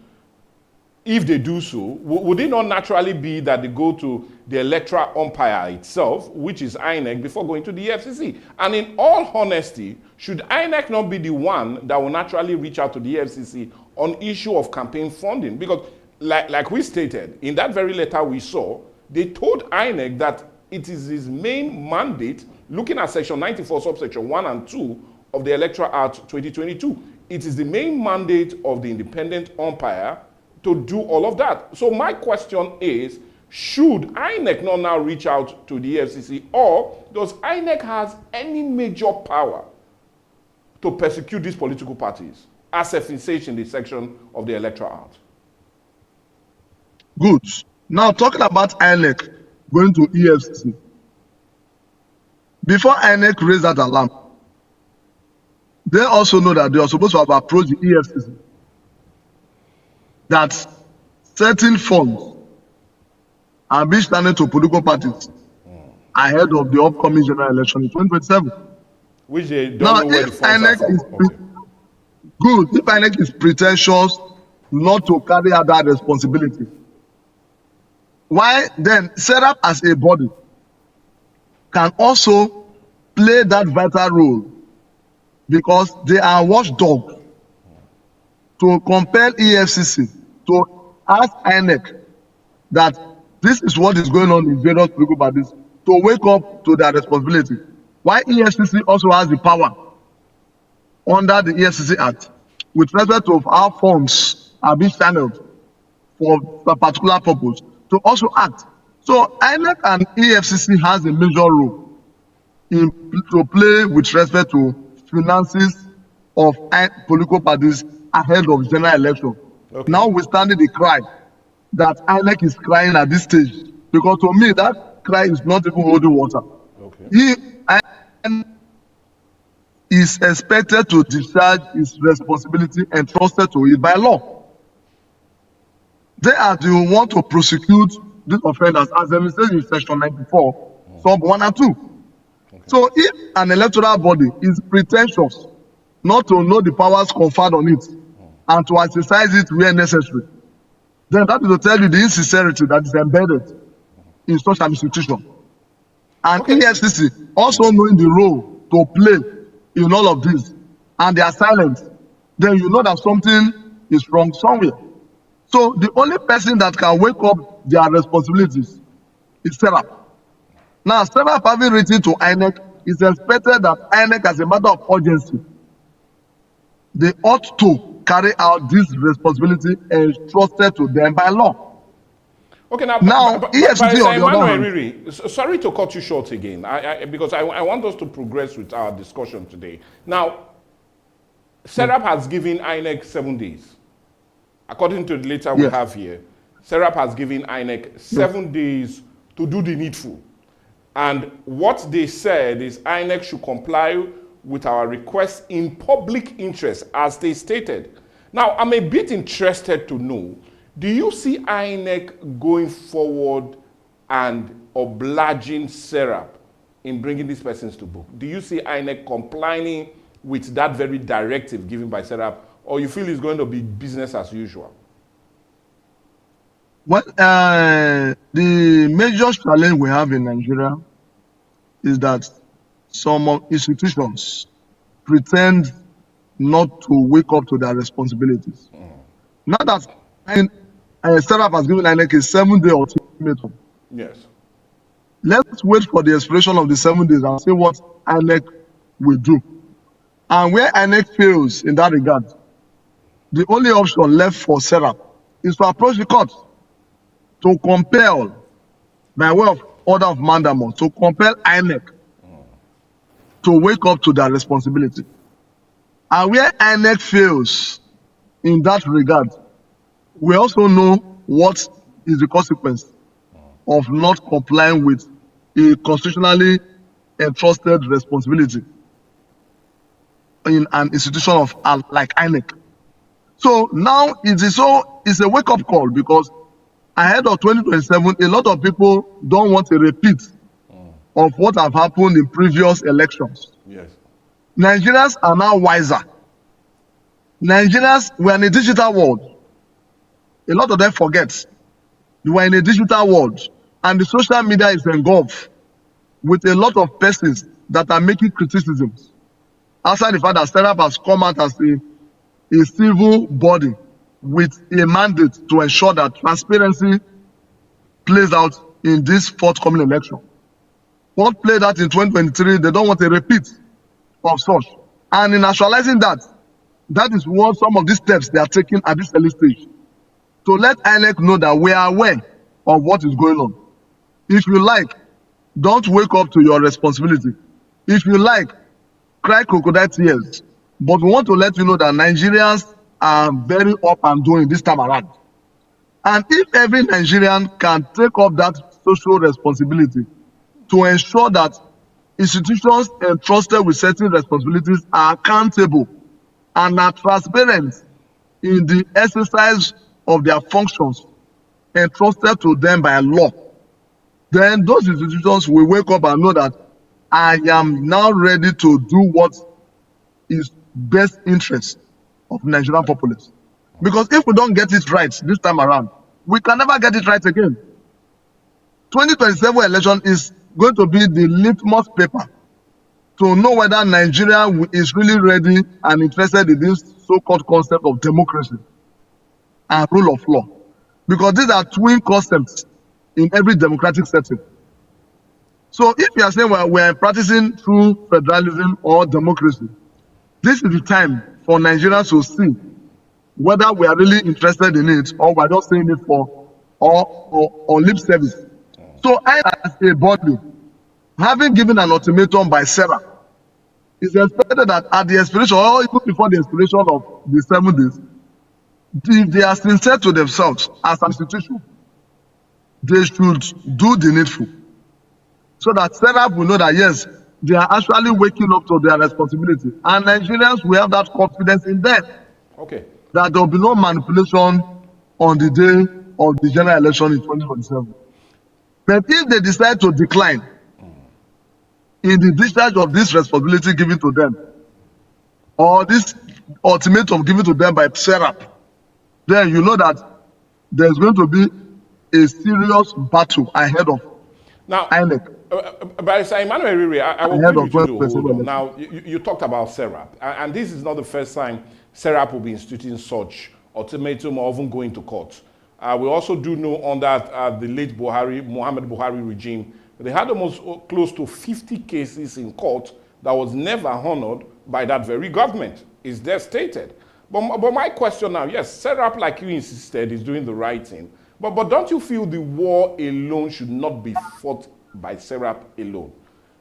Would other major bodies, like even the Nigerian Bar Association, the Nigerian Labour Congress, the Trade Union Congress, NAS, and National Association of Resident Doctors, should other major bodies not also hamp on this need of INEC doing the right thing, knowing that, like we do know, if you look at section 83, subsection 4 of the Electoral Act 2022, mandates INEC to comply with the issue of checkmating these political parties and also their sponsors. So my question is, what if other major organizations hamp on this very moving train of compelling INEC? Don't you see this thing happening rather than just letting a lone voice, and I'm talking of just SERAP, shout the loudest? Yes, the issue of other bodies in conjunction with SERAP actually towing this line of compelling INEC to do the needful is actually a right decision, in the sense that only SERAP as a civil organization cannot holistically ensure that INEC comply with its statutory responsibility. Other bodies like the NBA, the NME, NLC, and other pressure groups ought to come with one voice to see that INEC conducts a free, fair, and credible election, and ensure that the provisions of the Electoral Act and the Constitution are complied with by political parties and their candidates. If there seems to be any violation, the sanction that is expected to be meted out should be carried out without delay to serve as deterrent to other political parties. Now, on the issue, the responsibility not to be taken only by Sarah. Yes. We should know that humans are guided by interest.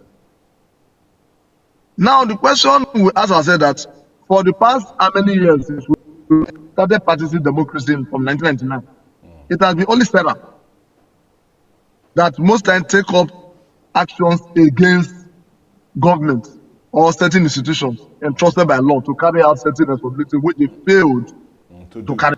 Only to do among other pressure groups, SERAP is leading. And now, when SERAP have approached the court time without number and even gotten some judgment in their favor, that is another major challenge, because getting a judgment is on one hand, enforcing it, particularly against government institutions, is another Herculean task that makes even some Nigerians whittle down their fight against certain acts of government. Because if a government that claims to respect rule of law and practice true democracy, a judgment of court is handed down and you refuse to comply for whatever reason, like what is playing out in the Senate now. Yes. To recall back Senator Natasha, you see what is playing out in the Senate, despite the judgment. So that is to tell you how irresponsible some institutions are. Particularly institutions that you expect that they should comply They are the ones singing rule of law, rule of law, rule of law. Now it is now time to comply with that rule of law. You have been corrosive. It becomes a challenge. Now, this certain non-compliance or disrespect to court orders and rulings, and where punishment are not also Meted down. prescribed, because who are those to also carry out or enforce this? You see the apparatus of the federal government, the police, and other executive. Now, this person they keep quiet because they are taxpayer, they are tax master. They cannot challenge him or her as an institution. Now, what do you expect of the ordinary Nigerians? They will tell you, why will I start the fight at the end of the day? Nothing comes out for that fight. That's why some of them, other civil bodies, are speaking out. Not because they cannot fight the way setup is going, but they found out that in time past, they have also embarked on some journey, and it yielded no fruit. So you cannot be spending money and time, and at the end of the day, you only have beautiful judgments that cannot be enforced. So these are some of the challenges that are making other bodies to be so reluctant. Not because they are not interested in what, or they cannot carry out what setup is doing. But again, like I said, some of them too, they are interest groups who have much interest in government. So because of what they are benefiting from government, they may be reluctant to also carry out such fights. Okay, now, so there are so many factors. Yeah, because I still want us to remain there. And because, yes, as much as you say the organ of government needs to really ensure ensuring that these acts are being carried out, especially we're talking about of the Nigerian police and other security agencies. But don't you feel, it's not like I'm bringing you on board because I know you are also a member of the Nigerian Bar Association, but don't you feel the Nigerian Bar Association also needs to do more as it concerns enforcement of this law? Because we do know that they are also a very strong and powerful organ that can also bring government to bear. Now, a reason I'm asking this, if we look at it, a recent release from the World Bank and also in conjunction with the National Bureau of Statistics indicates that 129 million Nigerians are already in the extreme poverty level. This is a country that we have governors that cannot even pay the 70,000 naira minimum wage. But according to what Serap said there, they are now using these monies to fund campaigns already, with billboard being put in some strategic places in the different state capitals cut across the country. Now, my next question, can the Nigerian Bar Association also weigh in the big stick? Knowing that I'm just a common man, but I know section 225 of the Nigerian Constitution 99 as amended insists that funds that are public funds should not be used for campaigns. So can the Nigerian Bar Association also weigh the big stick and say, well, enough is enough. We will do something and end all of these shenanigans? Well, talking about the Nigerian Bar Association, NBA, which is a body I belong to as a member, as a listener. As a body, we have tried to see that governments or government institutions, they comply with certain acts in time past. Even currently, the current NBA president, Alpha Musigwe SAN, has also in his own way communicated to the Attorney General of the Federation, who is charged with that responsibility to ensure that government complies or obeys certain orders that are made against them by the court. But you see, like I said, when individual interests outweigh general interests, these are some of the things that plays out. Because don't forget that the Attorney General is a political appointee.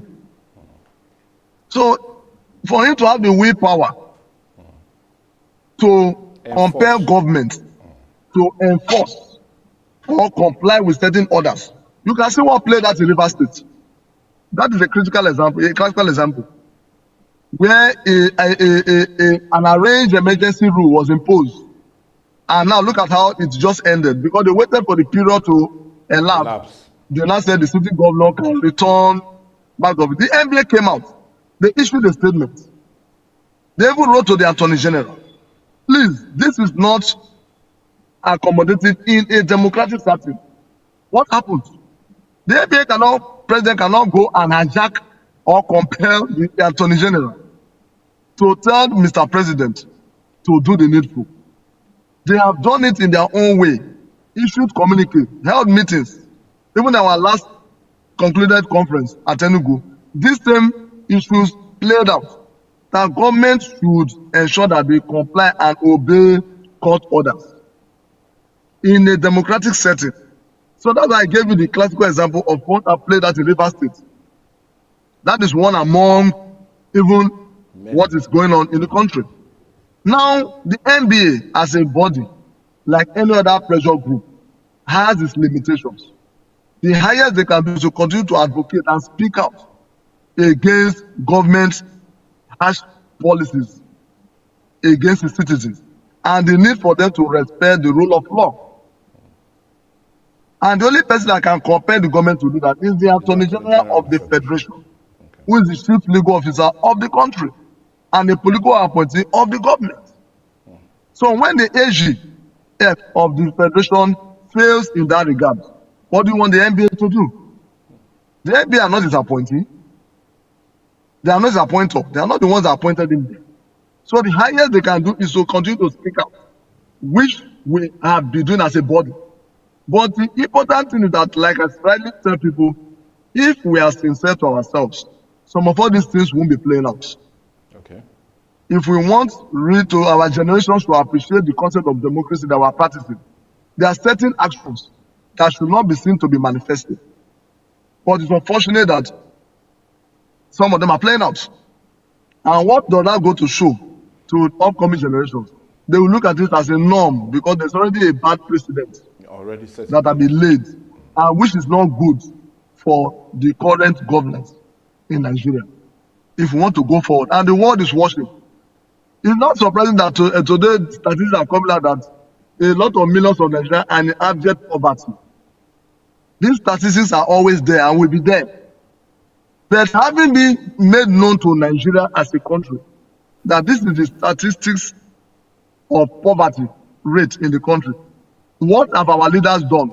Now, in most cases, I even blame some of those conferences that they attend, international conferences, whereby some of our leaders are even given opportunity to address on certain global issues that in their own country, such issues are very manifest. I expected such conference not to even give them the opportunity to speak because they have no moral obligation to be there, rather than don't talk more of speaking in such a conference.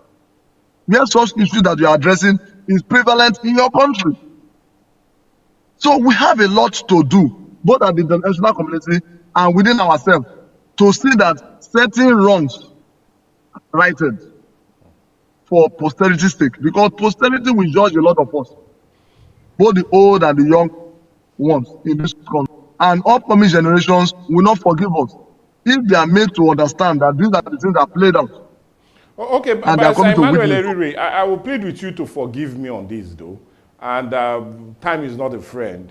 And you know, when you're having such interesting discussion, especially as it concerns what's happening in the country, time is never a friend when you're having such discussion. But I need to thank you so much. And I'm talking of no other person but Barrister Emmanuel Eriri is a constitutional lawyer joining us all the way from Asaba to give us an insight on what he feels this very letter written to INEC by SERAP, the Socio-Economic Rights and Accountability Project, is insisting that a 7 days ultimatum is given to INEC to do the needful. But all the same, the needed thing for us to do now is to thank you so much, Barrister Emmanuel Eriri, for joining us. And be rest assured, we really appreciate if you can join us any other time for us to talk about real matters, especially as it concerns the country. Thank you so much, Barrister Emmanuel Eriri, for your time. It's my pleasure. Thank you very much, my brother. Well, anyway, our pleasure is all ours, and you do know dialogue is always on every weekday about this time, 9 to 10, and that's when we tend to talk about something important. But also do remember that the discussion continues.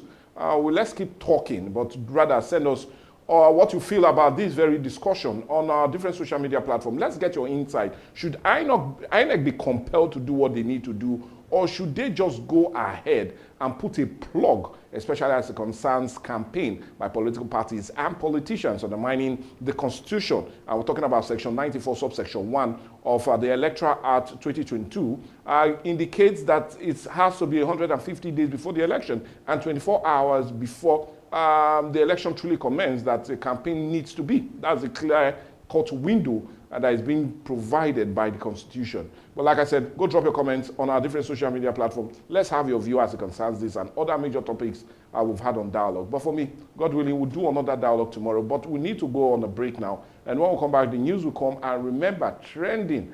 Messi has a lot that's trending already. We're just coming out of a weekend. Let's go on that break and we'll come back and have some more on Viewpoint.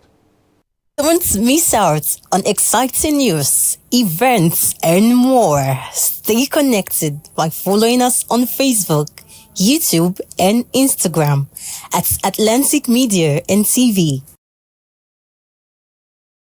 When the lights go out, who do you call? Ticado! Ticado Energy Solutions Limited. Your plug for electrical power, surveillance system, and entertainment. From expert electrical installation to efficient eco-friendly solar inverter systems, no matter the size, Ticado delivers smart energy solutions designed for today and tomorrow. We also help you secure your space with our cutting-edge security and surveillance system. Enjoy crystal clear entertainment with our professional DSTV and cable TV installation. Visit Ticado today at Block F4, Suite 41 and 42, HFP East Line Plaza, Abraham Adesanya, Aja, Lagos. Or call 0906 902 5025 or 0815 176 6817. Explore our services at ticado.com.ng. Ticado Energy Solutions Limited. Power, protection, peace.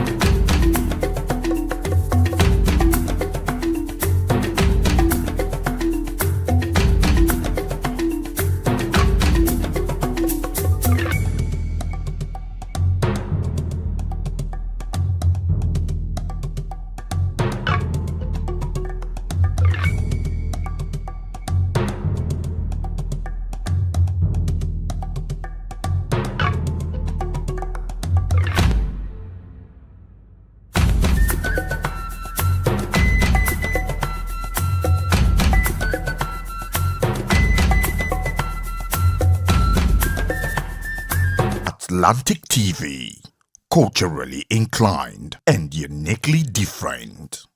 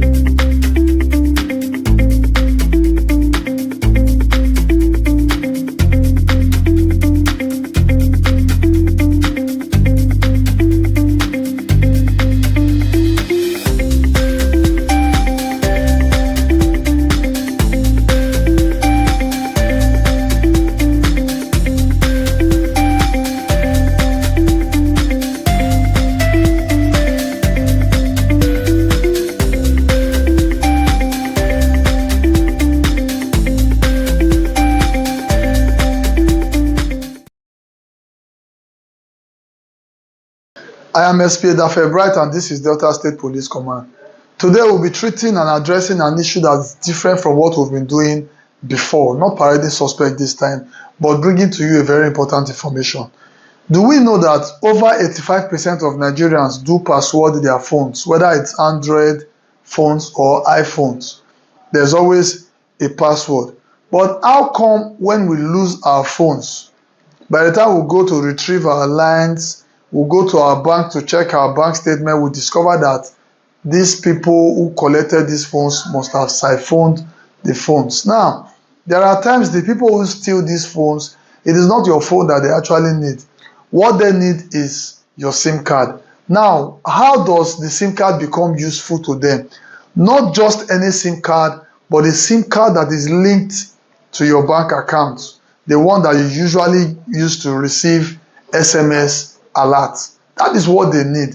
Now, by the time they collect your phone, steal your phone, rob you of your phone, what they do is that they remove this SIM card from your phone and insert it on another phone. So your phone does not really need to power on. They don't even need you to give them your phone password. They don't even need your ATM password. The moment they have access to your SIM card, they can do anything they want to do with your bank account, because all they need is to generate an OTP, and the message, the OTP that is called one-time password, will be sent to that your SIM card, and with that they can do anything they want to do with your account. That is why people lose millions of their life savings simply because they lost their phone.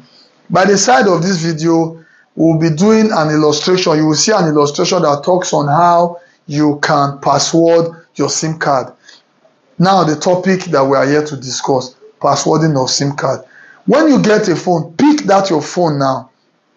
See how you can password your SIM card. If you password your SIM card, by the time for any reason your phone gets to the wrong hand, even if they remove your SIM card and insert on another phone, the first thing that you will get is a prompt that you should enter your SIM PIN. The moment they cannot get the SIM PIN, they cannot use your SIM card for anything.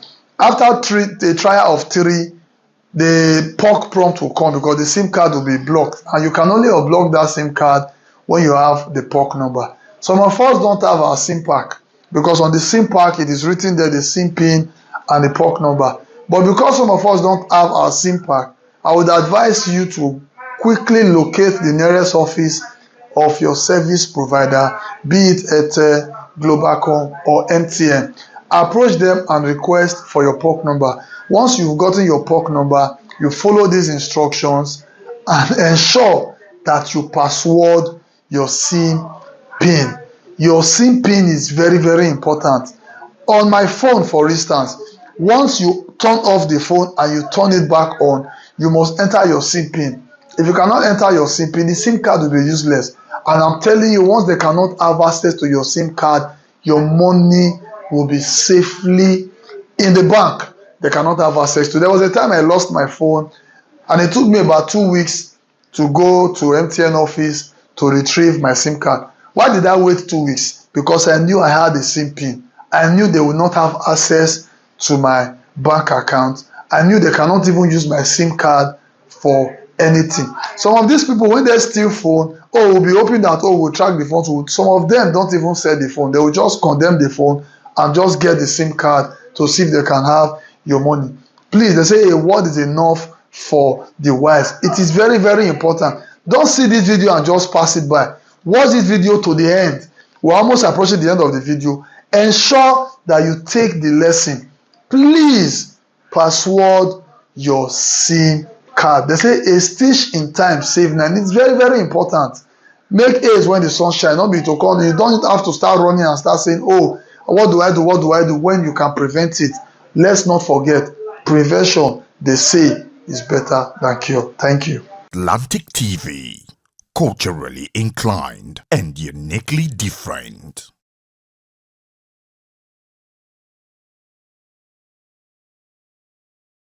All right, My name is Desoka, the comedy catalyst, also one of Nigerian comedy. All right, guys. Back again, yes, boss. My name is Osh, baby. Yemi Alade. Yeah, what up, people? It's your boy Victor 80. Girl Ninyola. My name is my wife Naija celebrity type man. My papa say, who won't carry cow, waka follow the cow. I know the life for you. I see you know you're watching the Atlantic TV.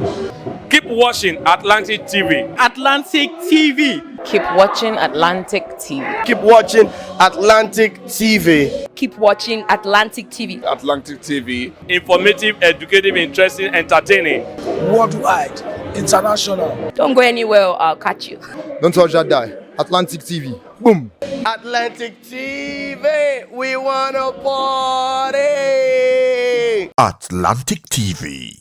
Culturally inclined and uniquely different.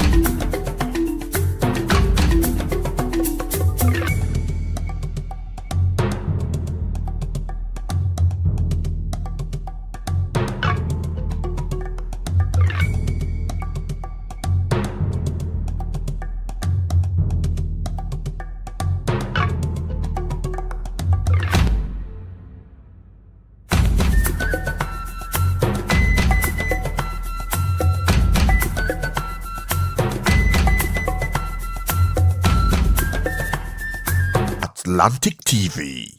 Culturally inclined and uniquely different.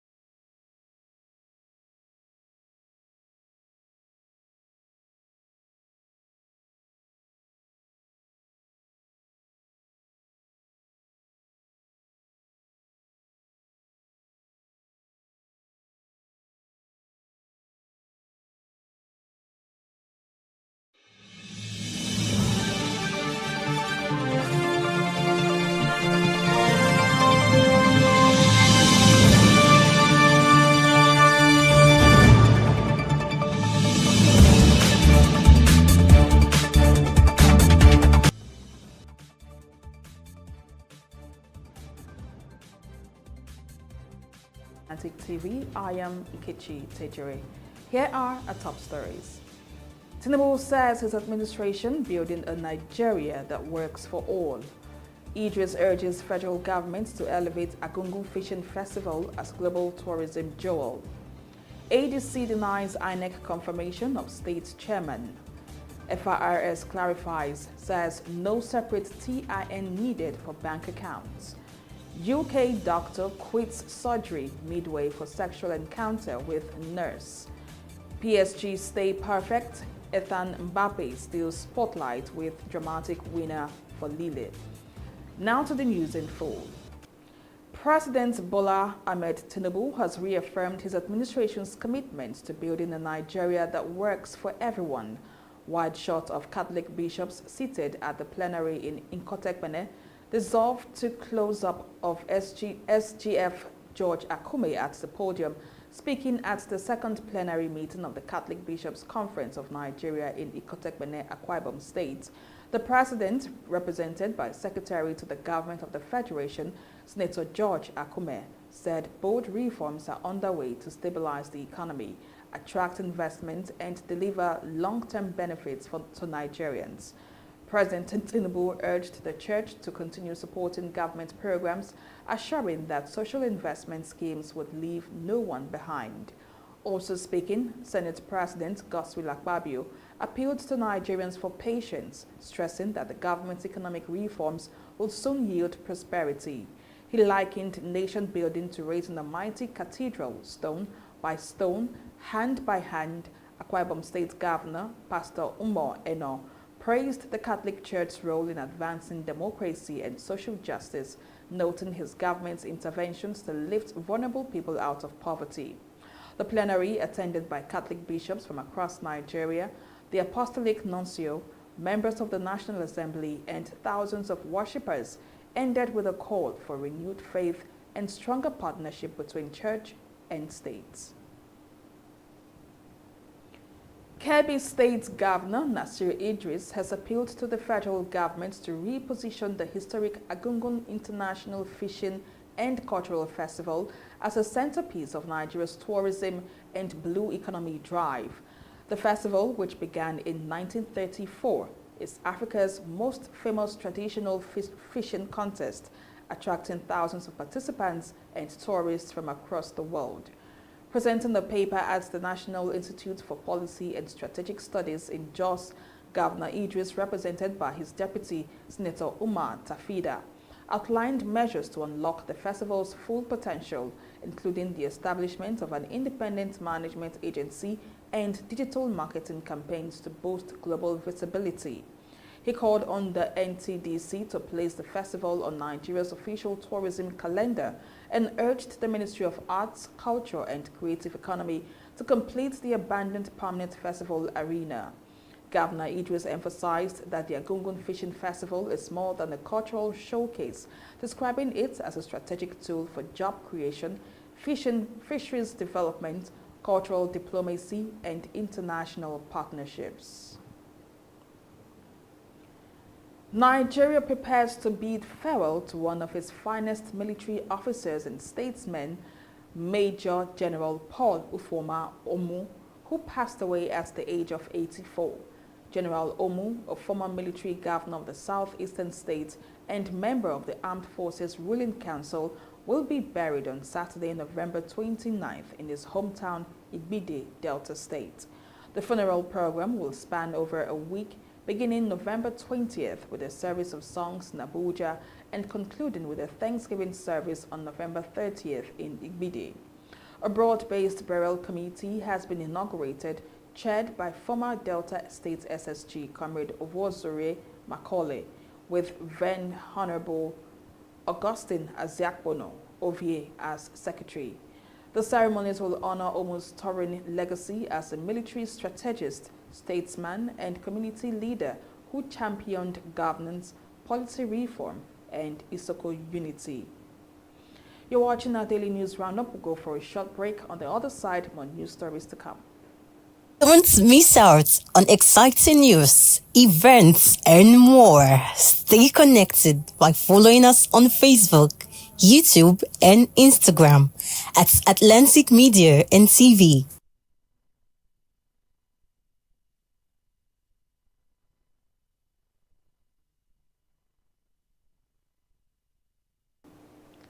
Welcome back. The African Democratic Congress has refuted claims that the Independent National Electoral Commission, INEC, has confirmed and released the list of its state chairmen across Nigeria's 36 states and the Federal Capital Territory. In a statement on Sunday, ADC spokesperson Bolaji Abdullahi said INEC had neither officially nor unofficially released any list of party chairmen. He explained that the ratification of state leadership is an internal party matter guided strictly by its constitution, stressing that INEC only recognizes lists submitted through proper channels after due diligence. The spokesman also urged members to remain vigilant against misinformation, reiterating the party's commitment to internal democracy and discipline. The clarification comes as the ADC grapples with internal disputes, including a leadership tussle involving former Senate President David Mark, recently recognized by INEC as national chairman, and ongoing court proceedings challenging the move. The party insists no such validation has been made, describing the reports as fake news designed to cause confusion. The ADC leadership says it will continue to safeguard the integrity of its structures while resisting attempts to destabilize the party through fake reports. The political crisis in Rivers State took a new turn on Sunday as key figures, including Minister of the FCT, Nyesom Wike, and suspended Governor Siminalayi Fubara, were absent at the farewell Thanksgiving service of sole administrator Vice Admiral Ibok Ete Ibas, retired. Addressing dignitaries, Ibas urged stakeholders to place the state's interest above partisan battles, warning that Rivers cannot afford another season of division and acrimony. Appointed on March 18th by President Bola Tinubu during the state of emergency, Ibas said his administration weathered turbulent days but achieved stability, peace, and local government elections. He appealed to youths to shun violence and called on elders and faith leaders to nurture reconciliation. According to him, forgiveness and unity remains the only path to progress and prosperity in Rivers State. While several traditional rulers also stayed away, the event drew attendance from permanent secretaries, local government chairmen, agency heads, and security chiefs across the states. The Federal Inland Revenue Service has dismissed reports that Nigerians must obtain a separate tax identification number before operating bank accounts. The clarification follows widespread reports suggesting that from January 2026, Nigerians would be required to present a TIN to access banking services, sparking concerns about new bureaucratic hurdles. In a post on her official X handle, Arabirin Aderonke Atoyebi, technical assistant on broadcast media to the FIRS chairman, Zach Adedeji, describes the claims as misleading. She explained that the TIN, a 13-digit identifier, is automatically linked to the National Identification Number for individuals and Corporate Affairs Commission records for businesses. According to her, once citizens provide their NIN during account opening or KYC processes, the system automatically retrieves their TIN, eliminating the need for a separate registration. The agency insists the new tax framework integrates seamlessly with existing registries such as the National Identification Number and Corporate Affairs Commission records. The FIRS says the reforms are aimed at simplifying tax compliance, not complicating access to financial services. The National Emergency Management Agency has carried out an on-the-spot assessment of households affected by a devastating storm in Akija community, Sokoto's South local government area. Led by NEMA Planning Officer Tuko Abubakar, the team evaluated the extent of damage caused by the heavy downpour and windstorm that left many residents homeless. Community members expressed gratitude for the agency's swift response, saying it renewed their hope of receiving relief materials and government assistance. Joining the team, the member representing Sokoto South constituency, Honorable Aminu Gidado Jegawa, commended NEMA's timely intervention. He urged the agency to extend similar assessments to other wards recently hit by floods and storms. Jagawa assured victims that he would present their plight before the State House of Assembly to mobilize for the support. NEMA says Sunday's assessment is part of broader efforts to cushion the impact of recurrent national disasters across Sokoto and other northern states battling flooding and windstorms. You're watching our daily news roundup. On the other side, the foreign news comes up. To stay tuned.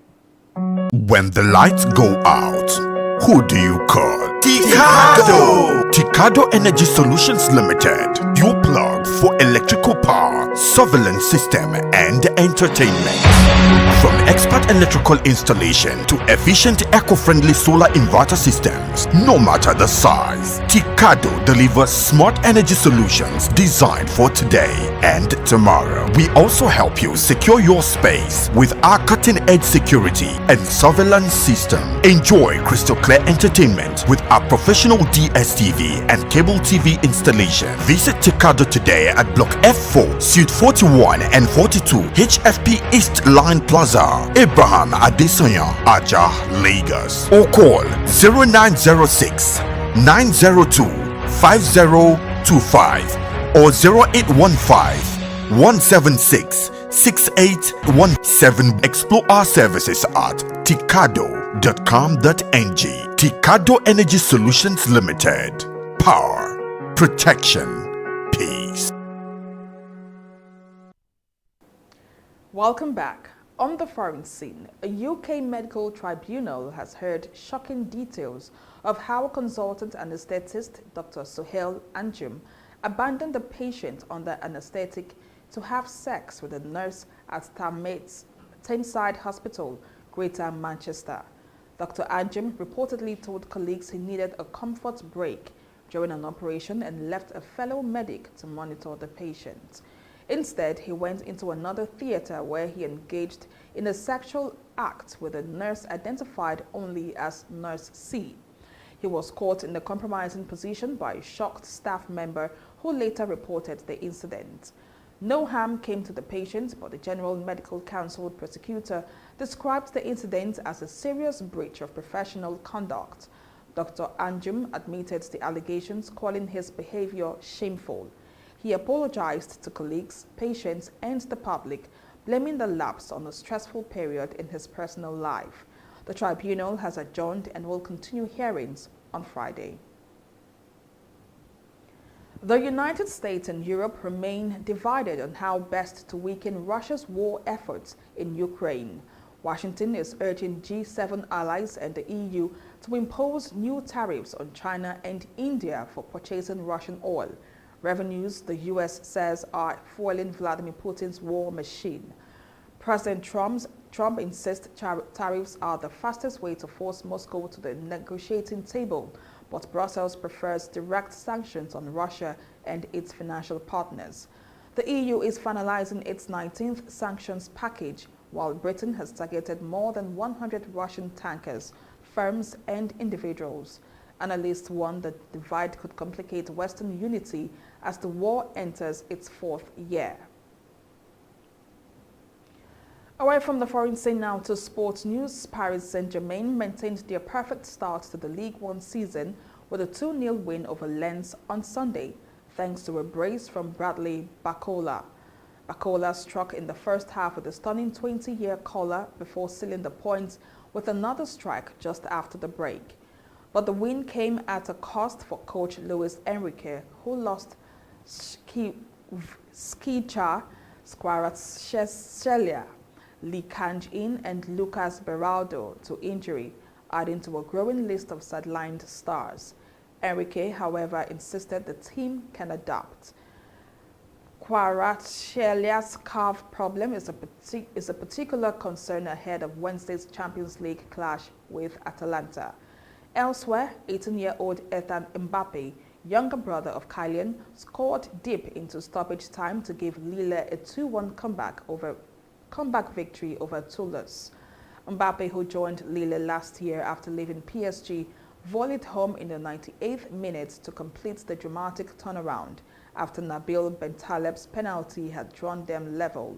The win briefly took Lille top of the table on 10 points before PSG reclaimed first place later in the evening. Manchester United manager Ruben Amorim has vowed not to abandon his preferred 3-4-3 system despite mounting pressure after a 3-0 derby defeat to Manchester City.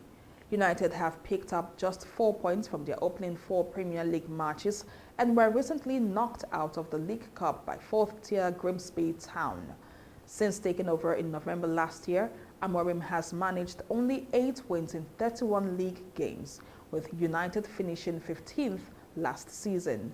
Speaking after Sunday's defeat, Amorim admitted the record was unacceptable, but insisted he won't compromise on his philosophy. Despite a £200 million investment in new forwards, United have scored just 4 goals this season, 2 on goals, 1 penalty and 1 from open play. Amorim said he is suffering more than the fans, but pledged to fight on. For now, the club hierarchy continues to back him, but with results dwindling, the pressure is mounting fast at Old Trafford. And with that sports news, we come to the end of our daily news roundup for today, right here on Atlantic TV. Do also follow us on all our social media platforms for more news updates and stories. Thank you so much for watching. I am Nkechi Tejere. Have a pleasant day.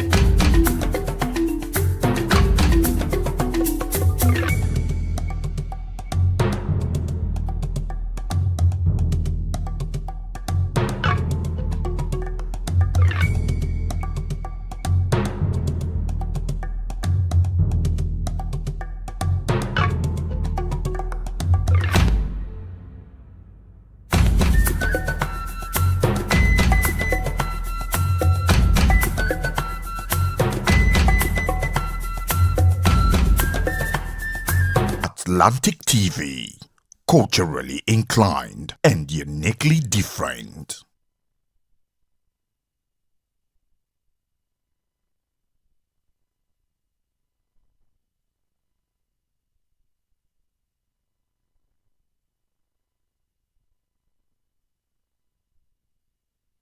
Don't miss out on exciting news, events, and more. Stay connected by following us on Facebook, YouTube, and Instagram at Atlantic Media and TV.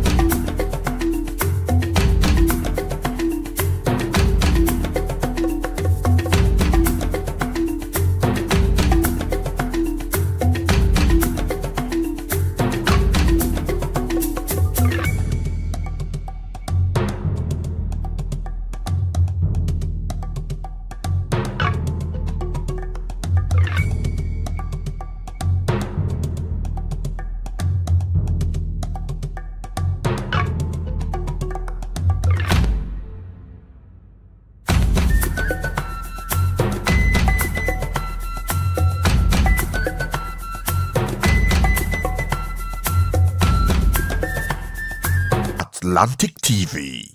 Culturally inclined and uniquely different.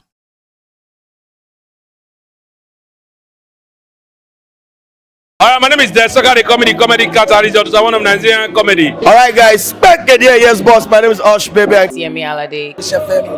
Yeah, what up people, it's your boy Victor 80. Girl Niniola. My name is my wife and just celebrity type man. My papa say, who won't carry cow, waka go, waka follow the cow. I know the life for you. I see you know you're watching the Atlantic TV.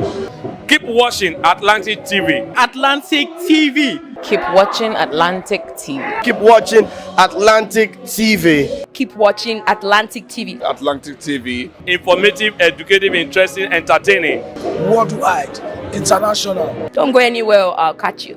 Don't touch that die. Atlantic TV. Boom. Atlantic TV. We wanna party. Atlantic TV. Culturally inclined and uniquely different.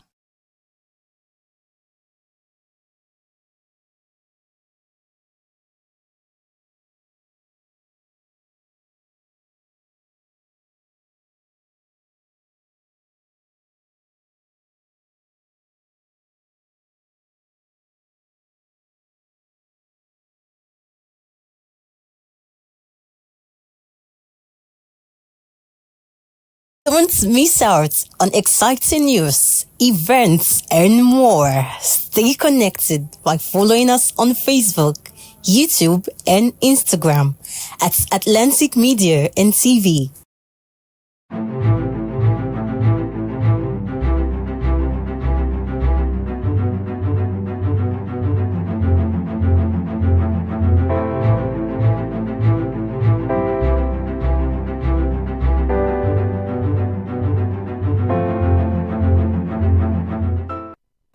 Welcome back. If you're just joining, it's Trending O'Clock, and you know how we do it right here on Trending. We'll talk about all the trending issues on the internet and, of course, give our opinions about them. I am Mercy Irabo, and you know I am never alone in the studio. I have with me Michael Gubadia, and together we'll be talking about all the trending issues and give our opinions about them.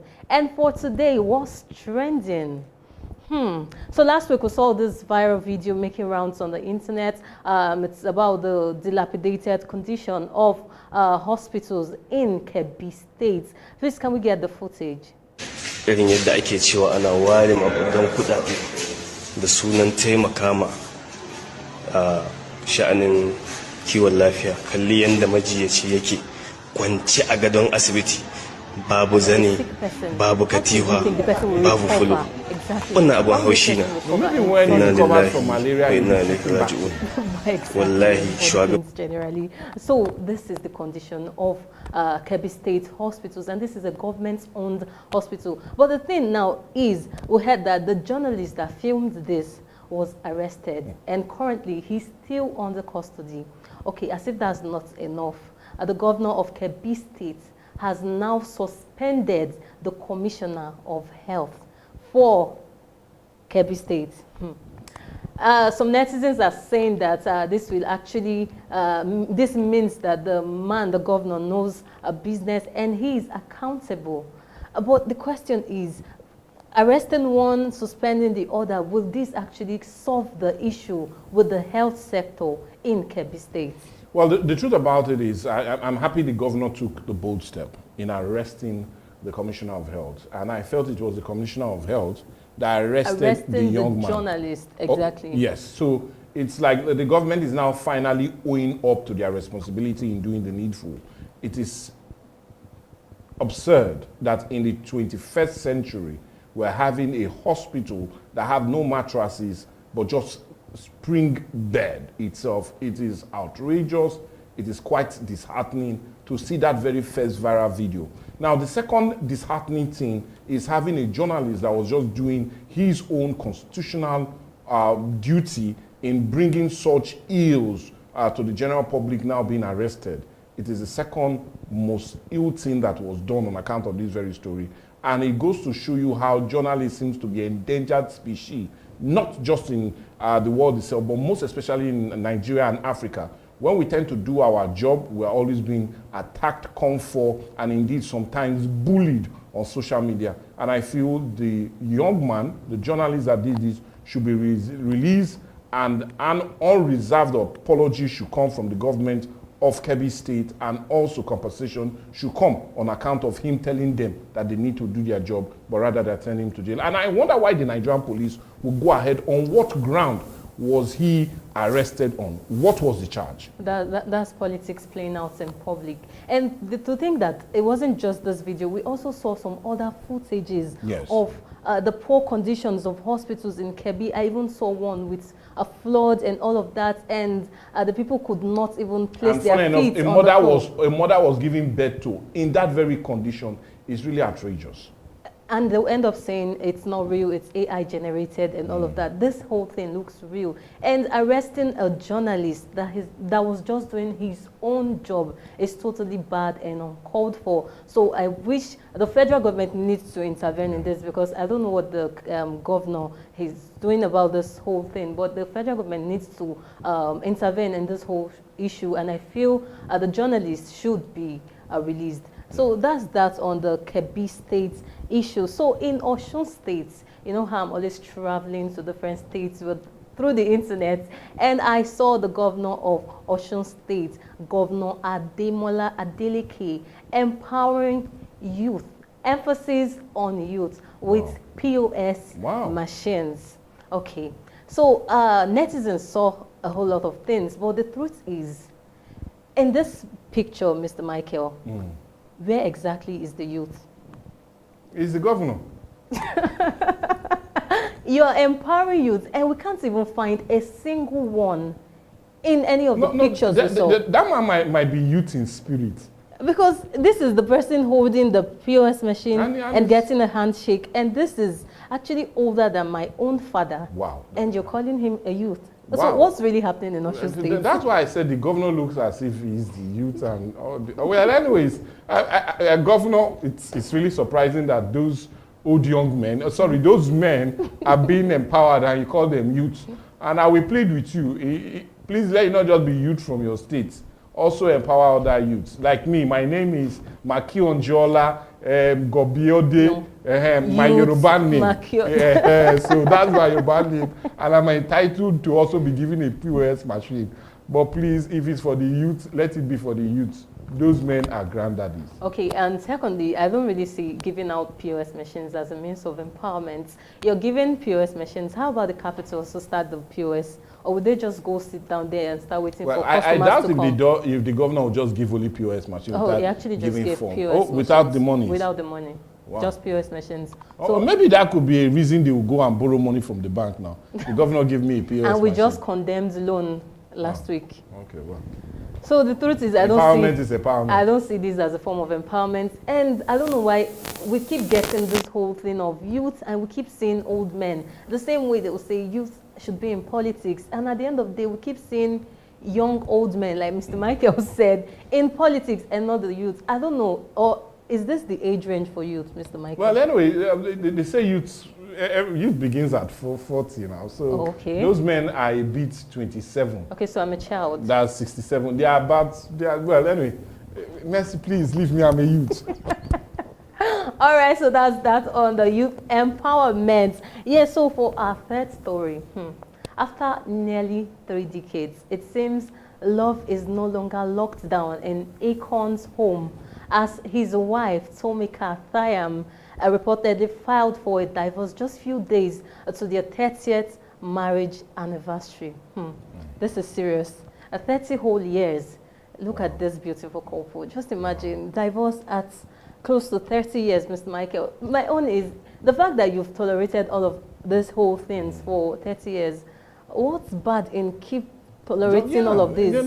Why do you have to split now? For me, she would have just waited 2 or 3 more weeks. After the 30th anniversary, then she can take her decision. Okay. Yeah, because it would have been better. We're like, okay, so now if you want to say, okay, Akon married for 27 years. 29 years and 11 months, 2 days, 3 weeks and 2 days.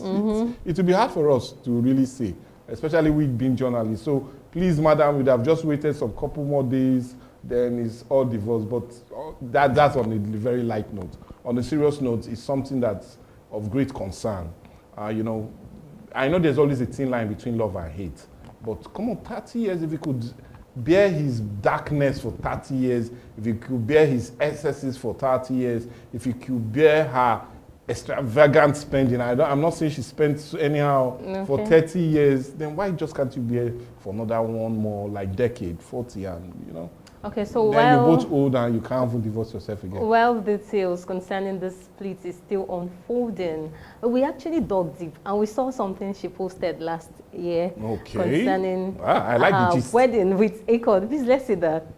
Okay, she said, I never thought I would be Akon's wife. Nothing between Akon and me was planned, which is how I know it's divine. So what's happening to this divine love, divine marriage, divine everything? What's happening to the divinity at this point? We don't know. No, maybe she woke up at the right side of the bed then in November 7, 2024. And you know, 2025 is a whole lot of issues, many things. Then Trump back to power. You know, a lot of things really happened in 2025. That just could be the reason. I don't know what to say. This whole love thing, like, you've tolerated this man for 30 years. He has tolerated you for 30 years. Just keep tolerating each other. I really wish that they just sort out this whole thing. And I just hope that it's just for the social media, cloud chasing and all of that, that it's not and real. they are indeed a power couple that many they have are. really come to love. And 30 years. And it really beats our heart. I will just plead with them. Have a rethink, just for the love of your children and the love of your fans. I'm just trying to think what exactly went wrong. Well, it's not, I'm not supposed to know. I'm not supposed to interfere with their personal life. But I just hope they sort everything out. Yes, to our last story today. Toby Amusa, world record holder she went to this championship in Tokyo, and then she called out Nigeria. Yes, she called out the AFN. She says that the quality of the outfits given to them was inferior, and then she talked about they were handed paper bags, plastic bags instead of the usual suitcases that their competitors were given. And then the AFN president came out to say that that he doesn't really know why she's saying all of this. Maybe it's because she just feel like chasing clout, because he said the clothes, the outfit, the entire outfit was given by a donor, sponsor for the program. So it doesn't really see why. And then he also said that she flown a business class because of her status. And why is she coming out now to say all of this? In as much as I know that she's entitled to her opinion and all of that, but where exactly is our patriotism at this point when you're going outside the country to call out your own country? What's your take on this, Mr. Michael? I feel the Atlantic Federation of Nigeria is economical with the truth, and they're not being truthful. If they are, as much as he feels she's not saying the truth, he would have snapped, give us picture evidence of the bags that were given to all those athletes. It's about time we start treating our athletes with all due respect and give them the accord that they truly need. That's why we end up having most of these athletes ply their trade for other countries, because we do not take care of them. And it's common sense. How would somebody of high status like Amosu be giving bags or giving things in polythene bags at her level? When you see Nigerians with somebody in Belgium answering Nigerian name, and you trace their history to Nigeria, but they do not want to run for Nigeria but run for Belgium or any other country, it pains you. But when we treat them like this, what do we really expect in return? It is high time we start doing the right thing. And you'll be surprised, Messi, in how much that was budgeted for this very competition. Exactly. Where are the chunk of money? These athletes go hand begging for things, while most of these officials end up going to these occasions with either their wives, their side chicks, or whoever, and use more of the money in doing things that are not necessary, rather than giving it to the athletes for them to perform greatly. You do not expect a man that is not well fed to run a 100-meter race. You do not expect a lady that is not well taken care of to run a 100-meter race.